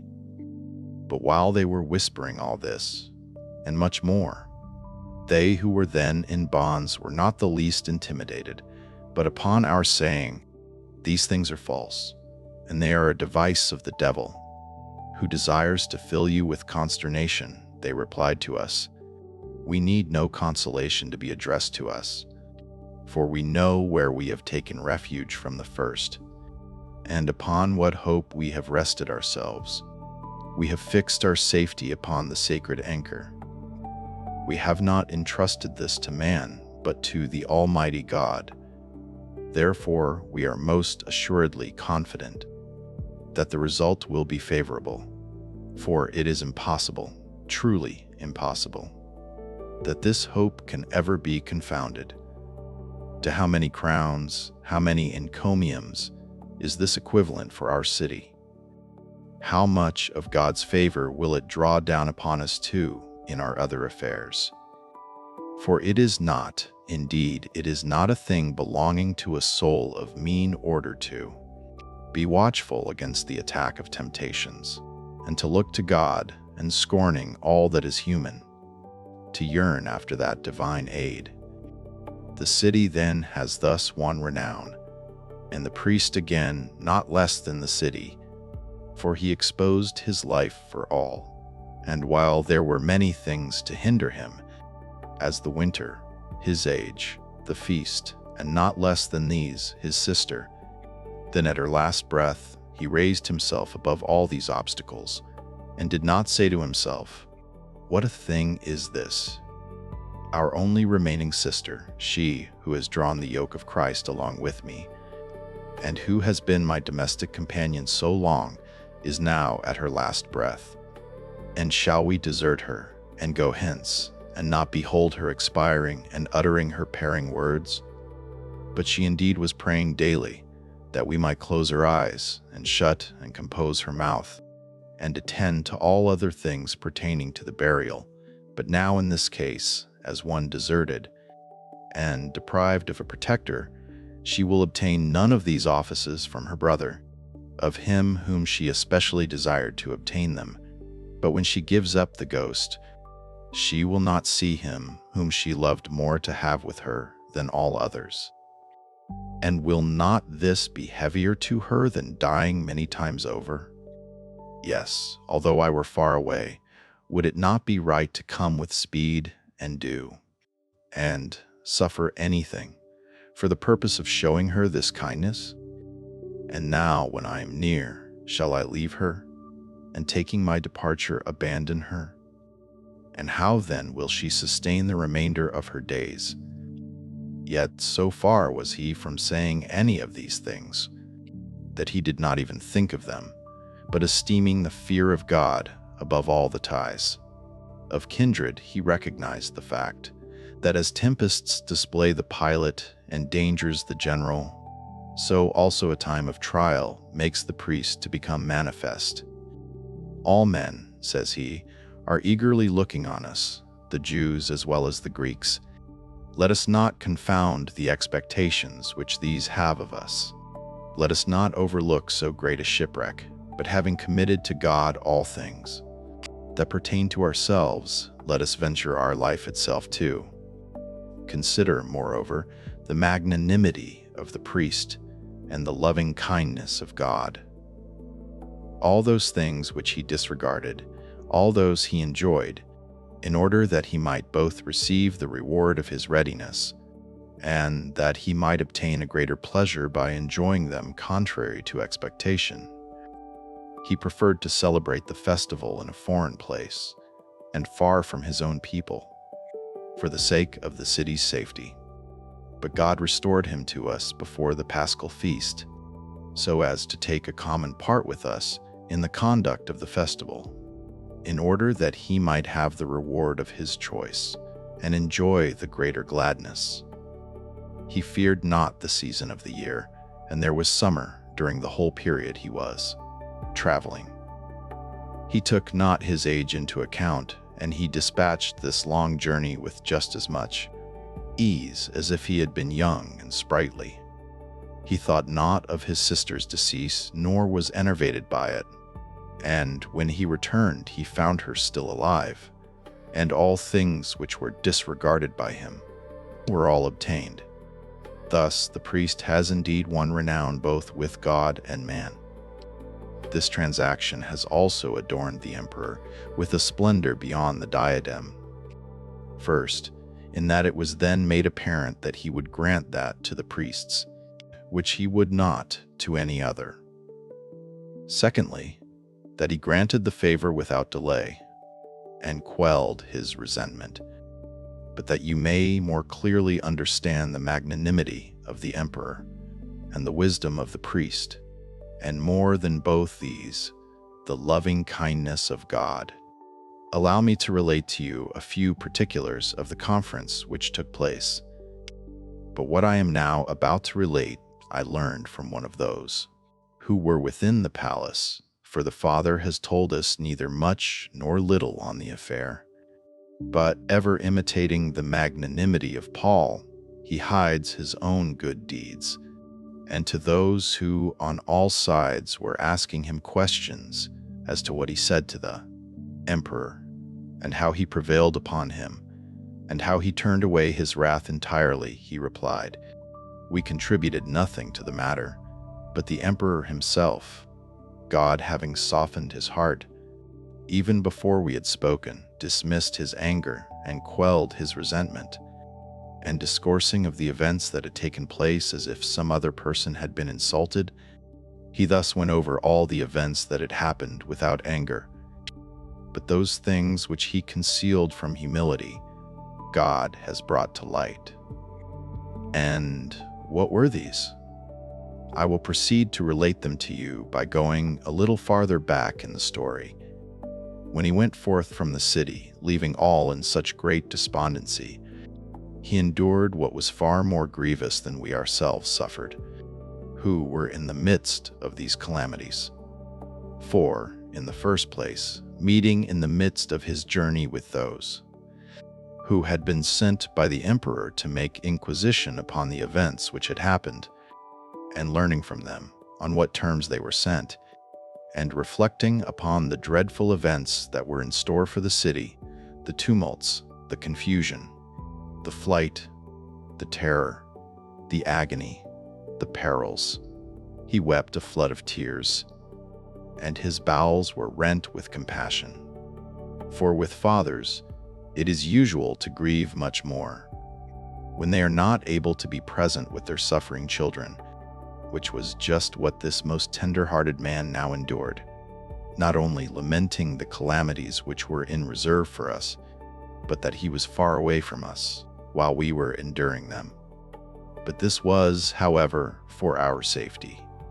For as soon as he had learned these things from them, more warmly did the fountain of his tears then gush forth, and he betook himself to God with more fervent supplication, and spent his nights without sleep, beseeching him that he would help the city while enduring these things, and make the mind of the emperor more placable. And as soon as he came to that great city and had entered the royal palace, he stood before the emperor at a distance, speechless, weeping, with downcast eyes, covering his face, as if he himself had been the doer of all the mischief. And this he did, wishing first to incline him to mercy by his posture and aspect and tears, and then to begin an apology on our behalf, since there is but one hope of pardon for those who have offended, which is to be silent, and to utter nothing in defense of what has been done. For he was desirous that one feeling should be got rid of, and that another should take its place, that anger should be expelled, and sadness introduced, in order that he might thus prepare the way for the words of his apology, which indeed actually took place. And just as Moses, going up to the mount when the people had offended, stood speechless himself, until God called him, saying, "Let me alone, and I will blot out this people," so also did he now act, the emperor, therefore, when he saw him shedding tears, and bending toward the ground, himself drew near, and what he really felt on seeing the tears of the priest, he made evident by the words he addressed to him, for they were not those of a person provoked or inflamed, but of one in sorrow, not of one enraged, but rather dejected, and under constraint of extreme pain. And that this is true, you will understand when you hear what were his words. For he did not say, "What does this mean? Have you come heading an embassy on behalf of impious and abominable men, such as ought not even to live, on behalf of rebels, of revolutionists, who deserve the utmost punishment?" But, dismissing all words of that sort, he composed a defense of himself full of respectfulness and dignity, and he enumerated the benefits which, during the whole time of his reign, he had conferred upon the city. And at each of these he said, "Was it thus I should have been treated in return? For these things? What injuries had I done, that they should take such revenge? What complaint had they, great or small, that they must not insult me only, but the deceased also? Was it not sufficient to wreak their resentment against the living? Yet they thought they were doing nothing grand, unless they insulted those now in their graves. Granting that I had injured them, as they suppose, surely it would have been becoming to spare the dead, who had done them no wrong, for they could not have the same complaint against them. Did I not ever esteem this city above everything, and account it as dearer than my native place? And was it not a matter of my continual prayers to visit this city? And did I not make this my oath to all men? Upon this, the priest, sobbing bitterly and shedding warmer tears, no longer kept silence. For he saw that the defense of the emperor was raising our crime to a still higher amount. But heaving from the bottom of his heart a deep and bitter sigh, he said, "We must confess, O Emperor, this love which you have shown toward our country, we cannot deny it. On this account especially we mourn, that a city thus beloved has been bewitched by demons, and that we should have appeared ungrateful toward her benefactor, and have provoked her ardent lover. And although you were to overthrow, although you were to burn, although you were to put to death, or whatever else you might do, you would never yet have taken on us the revenge we deserve. We ourselves have, by anticipation, inflicted on ourselves what is worse than 1,000 deaths. For what can be more bitter than when we are found to have unjustly provoked our benefactor, and one who loved us so much, and the whole world knows it, and condemns us for the most monstrous ingratitude?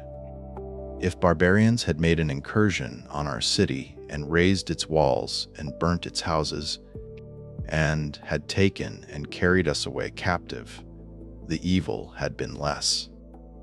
And why so?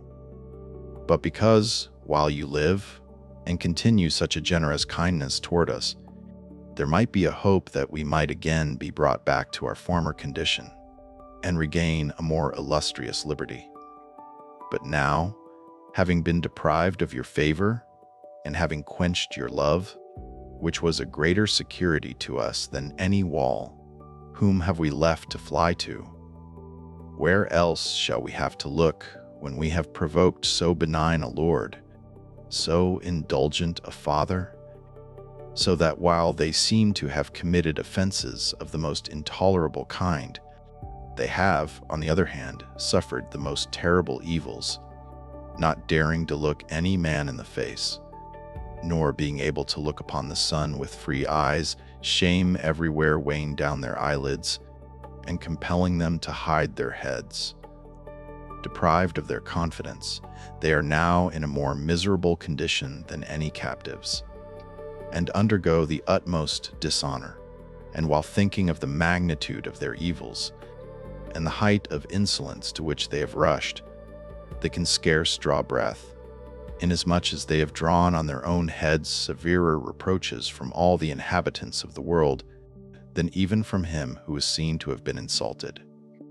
What therefore you then did, in decking the forum with garlands, lighting lamps, spreading couches of green leaves before the shops, and keeping high festival, as if the city had just come into being, this do you, although in another manner, throughout all time, being crowned, not with flowers, but with virtue, kindling in your souls the light which comes from good works, rejoicing with a spiritual gladness.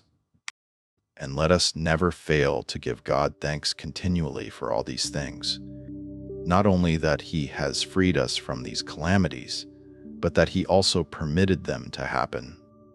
And let us acknowledge His abundant goodness, for by both these has He adorned our city. Now all these things, according to the prophetic saying, declare you to your children, and let your children tell their children, and their children again another generation, so that all who shall be hereafter, even to the consummation, learning this act of God's loving kindness toward the city, may call us blessed. In having enjoyed such a favor, may marvel at our sovereign, who raised up the city when it was so grievously falling, and may themselves be profited, being stimulated to piety by means of all which has happened. For the history of what has lately happened to us will have power to profit not only ourselves, if we constantly remember it, but also those who shall come after us. All these things then being considered, let us always give thanks to God who loves man, not merely for our deliverance from these fearful evils, but for their being permitted to overtake us, learning this from the divine scriptures, as well as from the late events that have befallen us. that he ever disposes all things for our advantage, with that loving kindness which is his attribute, which God grant, that we may continually enjoy, and so may obtain the kingdom of heaven, in Christ Jesus our Lord, to whom be glory and dominion forever and ever. Amen. May the words of the Fathers rest quietly in the memory, and may the night be peaceful.